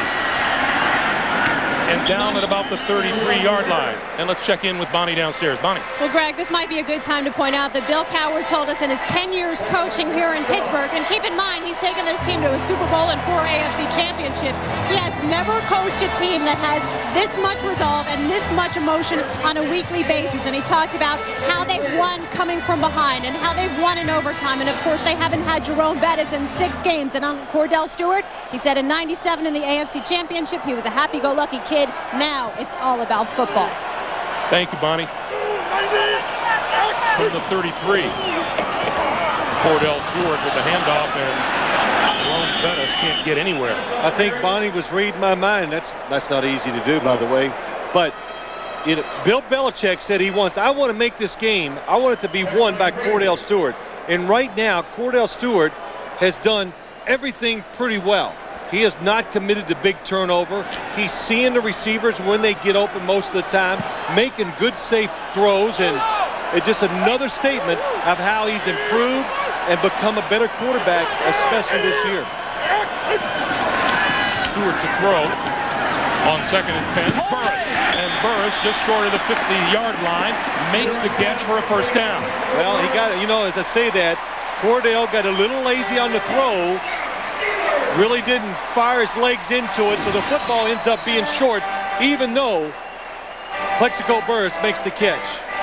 Again, Otis Smith overplaying down the field, and the receivers are stopping, coming back, and making the catches.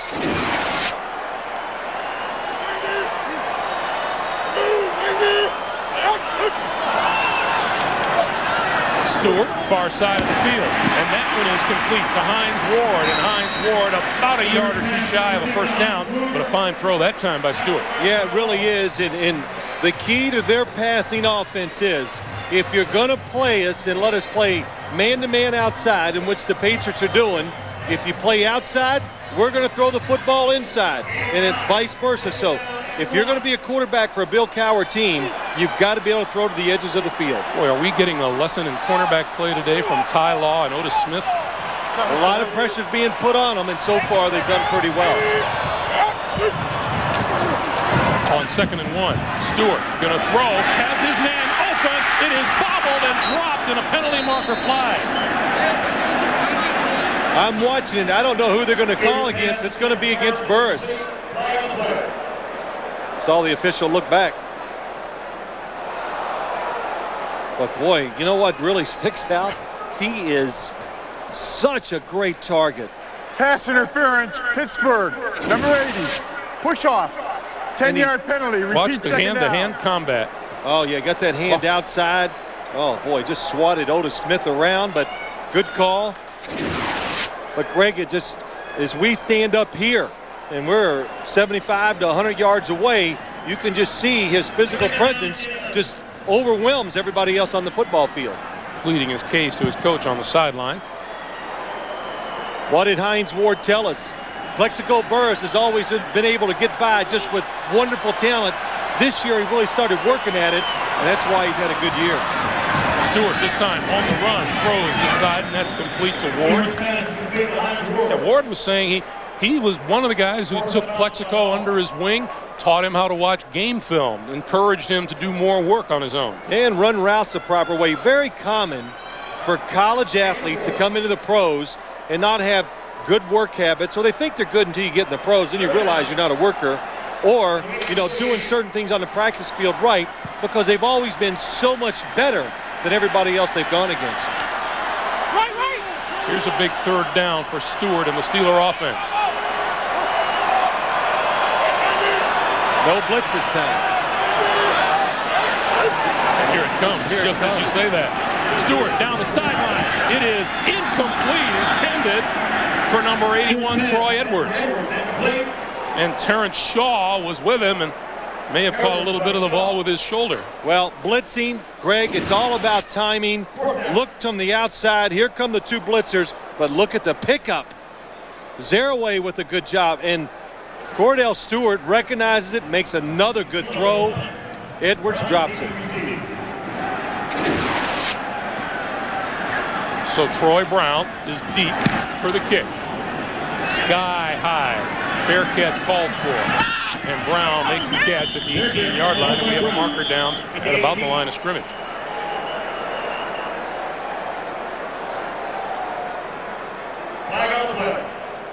Boy, Gerard Cherry, Greg. It's against New England. He was through free. Looked like he was going to block the punt.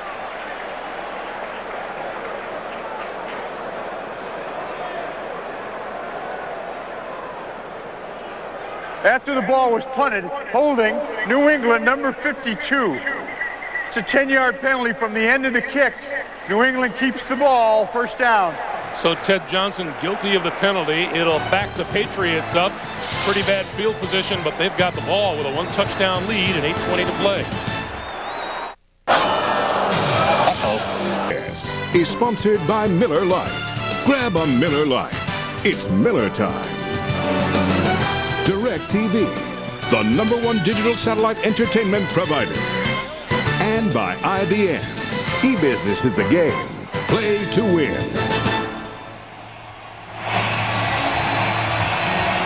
Well, you've heard a lot about the Pittsburgh defense, and rightfully though this season. It led the NFL in allowing yards per game and rushing yards per game, and number of first downs allowed. And now it has the advantage of field position. Bledsoe to throw. Deep. This side of the field. Tipped and almost caught by David Patton. David Patton is so fast that you just can't even imagine him until you get in a foot race with him. But I couldn't see who put the pressure on Drew Bledsoe. If he has just a little more time, it's going to be a touchdown. Dwayne Wash, look at David Patton just pull it away. He gets his hand on the football. I think it was Kendrell Bell was on the blitz and got in the face of Drew Bledsoe where he was about a 2 yards short on the throw. 2nd and 10. Bledsoe to the air again. A little hop, and the pass completed to Mark Edwards out of the backfield across the 15 to the 16-yard line. In past years, we've made reference to that little hop when Bledsoe throws, and that's when you know he's feeling his rhythm and he's on his game. Oh, it's going to be a strike when he gets that hop in there. And Greg, you know why? That means he gets the time. There's nobody in front of him, so he can hop. And when he does that, he's just too good. He's going to hit the receiver. Clock moving, 7:40 to play in the 4th, and a big 3rd and 3 facing the Patriots.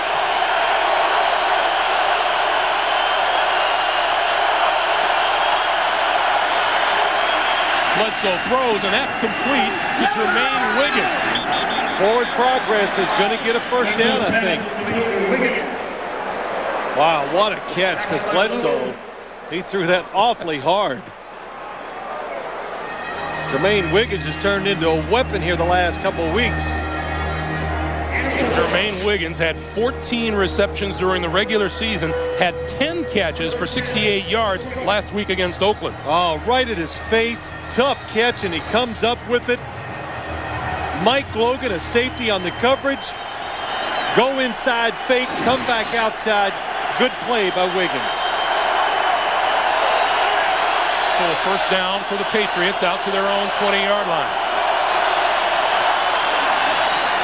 Bledsoe throws this side, almost intercepted by Joey Porter. It looked like it was going to be one of those replays from last week where David Patton makes a catch on his knees. It never got that far. Well, I tell you what, I've said this a couple times today. It's just a case in point. These defenses, when you make these throws during the regular season, the linebacker never gets there, and all of a sudden you make the same throw, and Joey Porter almost intercepts it for a touchdown. The talent level has gone up. Decision-making has to change because of that. Bledsoe has thrown on 4 consecutive downs. This will be a 5th. Running out of time. On the move, and is down at the 20. Boy, good job. It's so hard for a quarterback to pull it down when he's trying to throw it down the field. And Drew Bledsoe looked at every single receiver. Nobody open. Just watch him. He looked down the field. He looks out for the short receiver. Then he gets both hands on the football to protect it. Good job. So now another one of those critical third down plays. 3rd and 11. And the clock coming up on 6 minutes to play in regulation.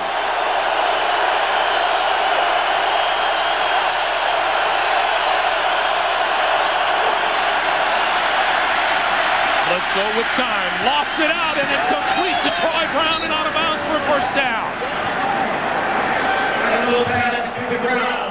He has an arm like a howitzer, and he lofted that one up as softly as any pass you'll ever see. That was so sweet, it's unbelievable. Drew Bledsoe knows that his receiver's running across the field and away from the defenders and makes the perfect throw over the top. Look at the linebackers. Mike Jones, he knows the receiver's behind him, but there's so much more field to the outside, and Bledsoe, a perfect throw. Troy Brown, 8 catches, 121 yards today, and don't forget a huge punt return. Antoine Smith to the 36. Well, what this has done, these 2 first downs, Greg, it's getting down to where you're limiting the Pittsburgh Steelers now, maybe 1 possession to try to tie the football game. Well, this says a lot about Drew Bledsoe, too. And we've talked about it already. But, you know, during the week, he wasn't sitting around crying about the fact that he wasn't the starting quarterback. He is paying attention to what the coach was saying, and he's come in and he's played well. To say he's played well is an understatement.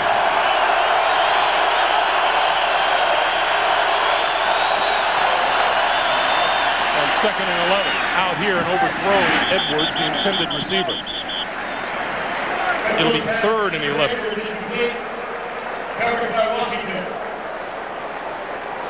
And also, talk about the time of possession, cutting it down for the Steelers maybe to 1 possession, but also they changed field position. They're backed up, 2 first downs. Now it just makes it that much more difficult for the Steelers to go down the field and score. New England has 1 timeout. Pittsburgh has all 3 of theirs.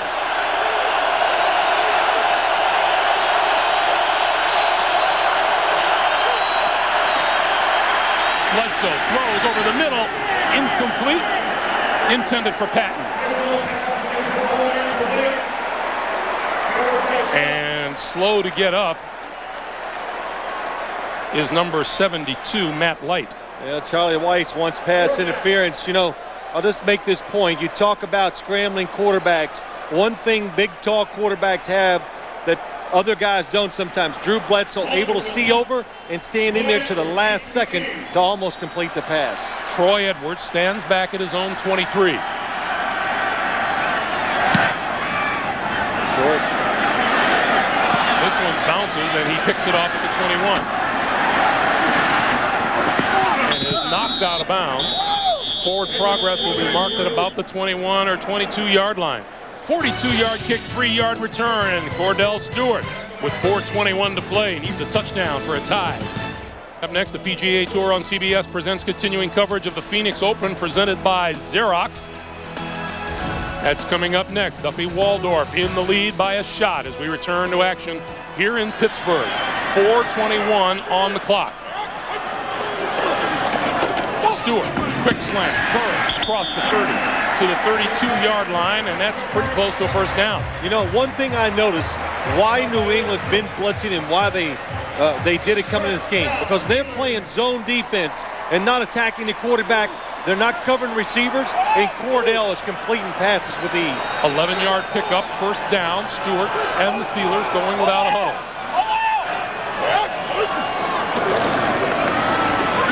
Looking for the draw, and it's not there. He may have lost a yard on the play. He did. It'll be 2nd and 11. Mike Vrabel, Roman Pfeiffer closing on the quarterback. Gosh, they have done nothing with those quarterback runs today. Just another good example. Romeo Crennel really teaching his guys, especially the defensive line, stay in good position. Quick drop, throwing to the outside, and that one is complete to Jeremy Truman, the tight end. out to about the 35. And no matter what the outcome of this game is, what does that tell you about, the heavy favorites that sometimes teams are made in championship games? And, in comes a team with a big heart that maybe wasn't counted on and turns things around completely. Well, listen, Pittsburgh deserved to be the heavy favorite. They were the most consistent team by far from start to finish in the season. But New England, the last half has been every bit the equal of the Steelers. 3rd and 8.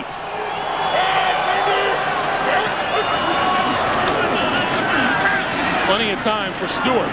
Throws over the middle, bounced up into the air and intercepted. Bucky Jones has the football inside the 40, inside the 35-yard line. Cordell Stewart trying to hang in there, throws the football about 1 yard too far in front of the receiver. Watch Cordell Stewart, nice view. You're the quarterback. He looks to the outside. It's Hines Ward. He leads him too much, and Bucky Jones makes a nice interception. 3rd turnover of the day by the Pittsburgh Steelers. Jones with 1 interception during the regular season, and Cordell. He knows it. Wide open. By far, by far his worst pass of the day, because it was, way too far offline for a quarterback who had protection and a wide open receiver. Pittsburgh with 3 timeouts remaining.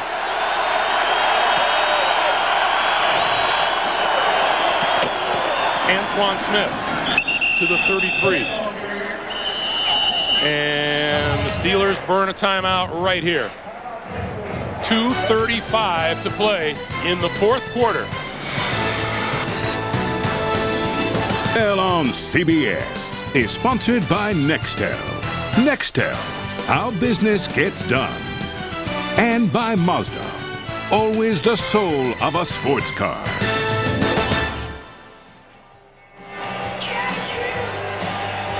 What a tale of 3 quarterbacks here at Heinz Field today. Cordell Stewart, Tom Brady, and Drew Bledsoe. Pittsburgh has 2 timeouts remaining. And now Bledsoe calls timeout. And that is the 3rd and final timeout the New England Patriots have. We remind you, Saturday, the 9th of February, join the NFL's biggest stars for the 2002 Pro Bowl. Tom Brady, well, maybe he'll be there. Depends on that leg. Cordell Stewart, Kurt Warner, Marshall Faulk, among those expected. Check your local listings. Well, the Steelers, what they got to do on defense here is they have to sell out, make sure you don't give up any yards. There's Tim Lewis, the defensive coordinator, because a field goal is going to cost you the game. And right now, if it was a field goal by the Patriots, it would be about 50 to 51 yards.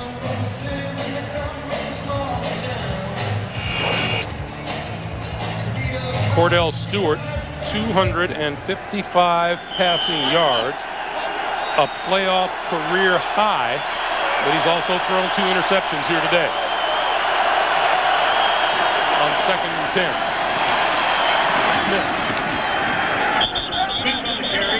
And the whistle blows, and the Steelers stop the clock at 2:27. They have 1 timeout remaining plus the 2-minute warning. Well, as you watch it, you like to guess what the team, will the Patriots run it or will they throw it? Throw it and get the first down, you're going to win the football game. If you don't get the first down, you try a long field goal. Well, you might remember they were fighting for their playoff lives last week in Foxborough. They came up to a big 3rd down, and everyone in the stadium, including the Oakland Raiders, figured that they would throw it, and they ran it for a first down. That's right. The difference there, Greg, is they were ahead up there. I mean, they were down up there. They're ahead this time.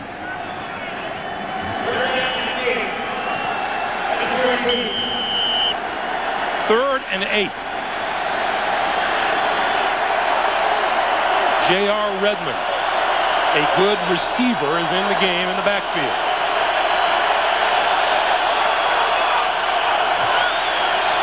Same play they scored a touchdown on. Bledsoe steps up, throws to the far sideline. Nobody there. Incomplete. Same play, they threw the touchdown pass earlier in the game, and this time the Steelers changed defense, and they covered very well. And here comes Vinatieri. This is another interesting call here. Do you go with the field goal attempt, and if you miss it, your field position is significantly worse? Well, you know, you got to go for it. You try to win the game right here. You don't punt it and try to hold on at the end. You go for the win, kick the field goal. It's a 50-yard attempt by Vinatieri. He has a long this season of 54. On the way. Long enough, but wide.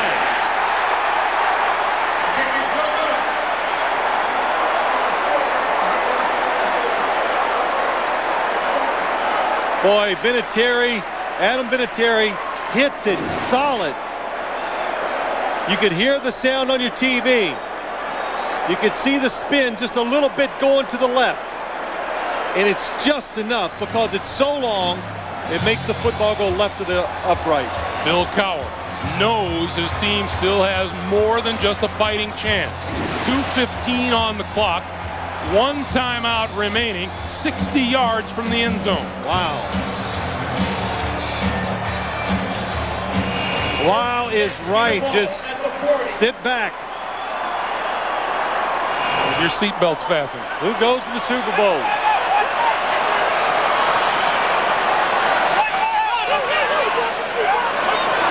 Blitz. Stewart overthrows everybody. Burris turned it in. Stewart was looking for him to take it up the field. Boy, you see coaches so many times. I've watched NFL films, and you stand on the sideline. What do we do? Well, you do what you've done the whole game, and that time again, the Patriots with the blitz, and they make Cordell Stewart basically throw it away. 2nd and 10.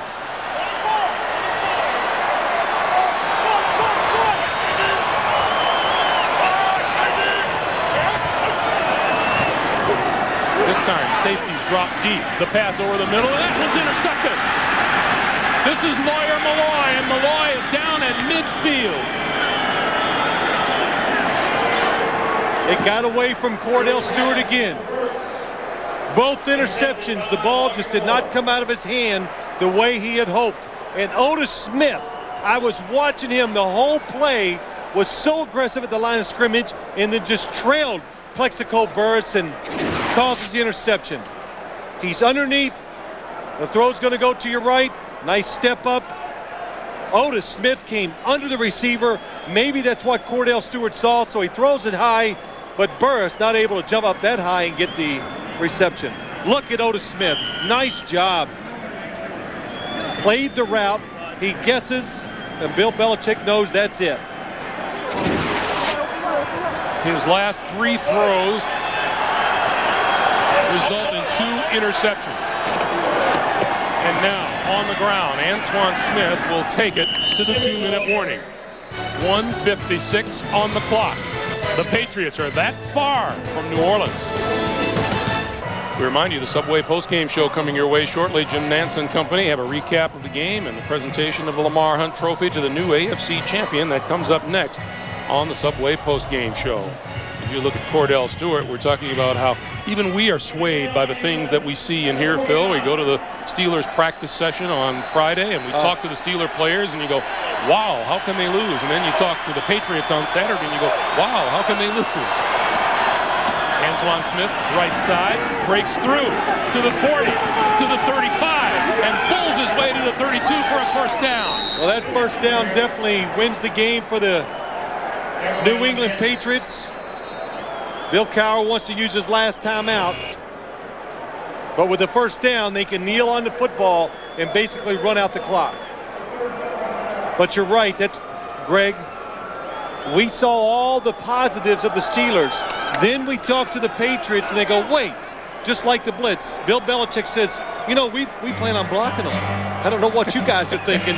We can figure it out. We'll get people in position to block their blitzers. Not that they were great on offense, but they were timely when they had to be. And on defense, that's where the credit goes. They stopped the running game It was a shutout stopping the Steelers' running game today. These Pittsburgh Steelers, or these New England Patriots, won the AFC Championship game back in 1985. They won it again in 1996. In 85, they went to Miami and beat the Dolphins 31-14 and advanced to Super Bowl 20. And then in 96, at home, they beat the Jacksonville Jaguars and moved on to Super Bowl 31. In both instances, the Super Bowl was played in New Orleans. And also, Greg, as you talk about this, two things. Drew Bledsoe, again, terrific job, and you cannot give it. You know why you see so many coaches and you see this big money they're being paid? It's because they deserve it. The New England Patriot coaches gave their players opportunities to come out here and execute, and they did it. As time winds down here, we'll remind you the executive producers of the NFL on CBS are Sean McManus and Terry Ewert. The coordinating director of the NFL on CBS is Larry Cavallina, and the producer of today's game is Mark Wolf. The senior producer of the NFL today is Eric Mann, and the director Bob Matina, and the coordinating producer of CBS Sports is Harold Bryant. The associate directors of today's game, Ross Schneiderman and Steve Karasik.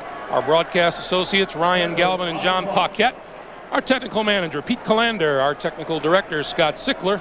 Our audio supervisor, Phil Adler. Our production manager is Rainey McHenry. And all season long up here in the booth, our spotter, Mike Gluck, and our statistician, Ethan Cooperson. Jobs well done all season long, along with, of course, the best crew around. There's Bill Belichick, had his two sons. They come into our meeting yesterday. All dressed up. Dressed up and with school books. Had to do homework while they were down here with Dad. The New England Patriots have come into Pittsburgh and done the unthinkable. 11-5 on the regular season. They came from behind to beat the Oakland Raiders last week. And behind Drew Bledsoe's relief effort, they come into Pittsburgh and defeat the Steelers by a score of 24-17. Ladies and gentlemen, Pittsburgh Steelers, thank you for making great goals. So time is run down on the Pittsburgh Steelers. 24-17, New England is the final score, and we'll be back for the presentation of the championship trophy at Heinz Field after this.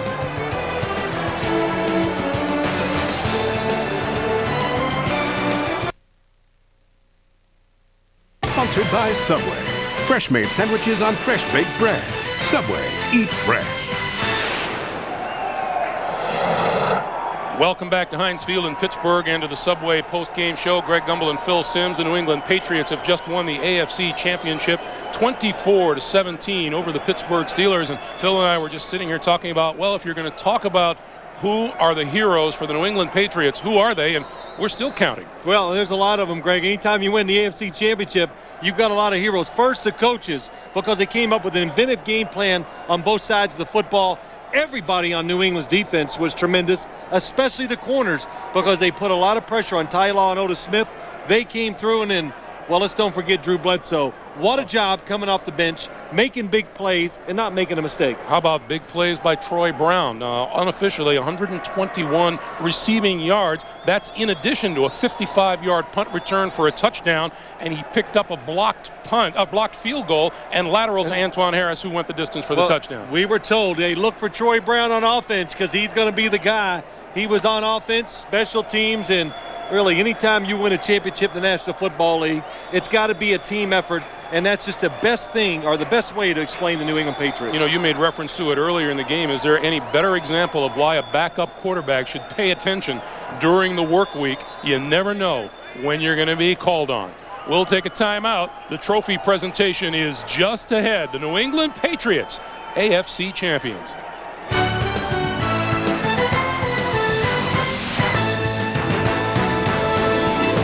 Hat and t-shirt the players are wearing during their post-game celebration. Direct from the NFL shop. The official AFC Champions locker room hat and tee. Celebrate in style with this great combo featuring the Patriots and AFC Champs logos. Call now and bring home a piece of Patriots history with the official locker room hat and tee combo for only $39.95. 877-577-SHOP or log on to superbowl.com. By Subway. Fresh-made sandwiches on fresh-baked bread. Subway, eat fresh. We are back in Pittsburgh, and the New England Patriots are celebrating. They're heading to the Super Bowl in New Orleans to take on either Philadelphia or St. Louis. And I'm joined here by Coach Bill Belichick, Robert Kraft, the chairman and owner of the New England Patriots, and the Hall of Famer Lenny Dawson, here to present the Lamar Hunt Trophy to Mr. Kraft. Well, they're letting the starting quarterbacks in the first Super Bowl present the AFC and NFC championship trophy. And because Lamar Hunt's name is on it, it's very special to me because of what he has done for professional football, giving people like me an opportunity to play. But I want to congratulate Bob and Bill for an outstanding job that you've done. Going back to the Super Bowl for your third time, all of them will be played in New Orleans. This time, the outcome will be different. Congratulations. From lips to God's ears. Thank you. I'd like to thank the Rooney family and the Steelers for treating us so well. I'd like to give great credit to Coach Belichick and his staff and all our players who put team first. To the great fans of New England who support us in the snow, the rain, the sun, we say thank you. But most of all, in this year 2002, we think it's great to have the name Patriots and go into the biggest game in this country. Thank you very much. Very well said. And Mr. Kraft, if I may ask you, 2 years ago today, this is the anniversary date of when you hired Bill Belichick. Can you tell me what he's meant to your franchise? Well, I think we stole him, giving up a first-round pick. The cheapest deal I've ever done. One of the best deals, too. Congratulations. Good luck next week. Bill, to you, what does this moment mean for you in your second year to take the Patriots to the Super Bowl? Well, it's a great thrill and an honor to represent the AFC in the Super Bowl, Jim, but this is all about our team, the New England Patriots. One big team. Everybody contributed, and they deserve it. These players did a great job. It really was the definition of a team. Players rooting for one another. Bledsoe all season long really rooting on for Brady. And now you might have a little quarterback issue here this week. What's going to be the story? Who will start?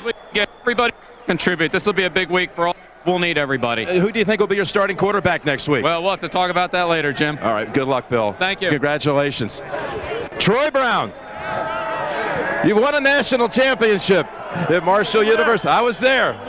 Tell me what this one today, to break a punt return for a touchdown, to catch 8 balls, to have that pivotal lateral, too. That ended up being the winning touchdown of this game for you.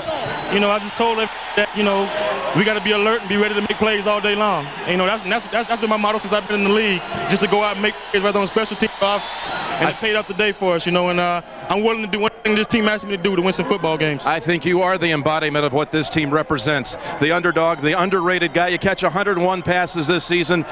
You're not voted on the first pass to the Pro team, but you're going to the Super Bowl. We're going to the Super Bowl, baby. Hey, you know, they called us Cinderella. They called us whatever they wanted to call us, you know, Destiny's team or whatever. But we came out today and proved that we were the best team in the AFC. And we're going to the Super Bowl. We're going to New Orleans, not them. We came in hostile territory and proved that we was the best team. Good luck to you. Yeah. Sensational effort by you today. I want to say, this one's for Dick Rayburn also, you know, and his family. They deserve it. He was with us all season, with us today, and God bless him. Thank you, Troy. Tom Brady, how you feeling right now? What's the latest on your leg? Feeling good. That's about as much as Coach wants us to say, so I'm going to be ready to go. You think you'll be able to go next week? I certainly hope so. You expect to start next week? You think you'll be that ready? Well, I mean, we'll see how it feels. I mean, it's just one of those things that happens in a game, and I'll be feeling good, ready to roll. I thought there was a moment that, again, really said something about this team. There you were on the sidelines, hobbling, but jumping up and down on one leg as you're another touchdown. You were on the bench. Bledsoe's in the game.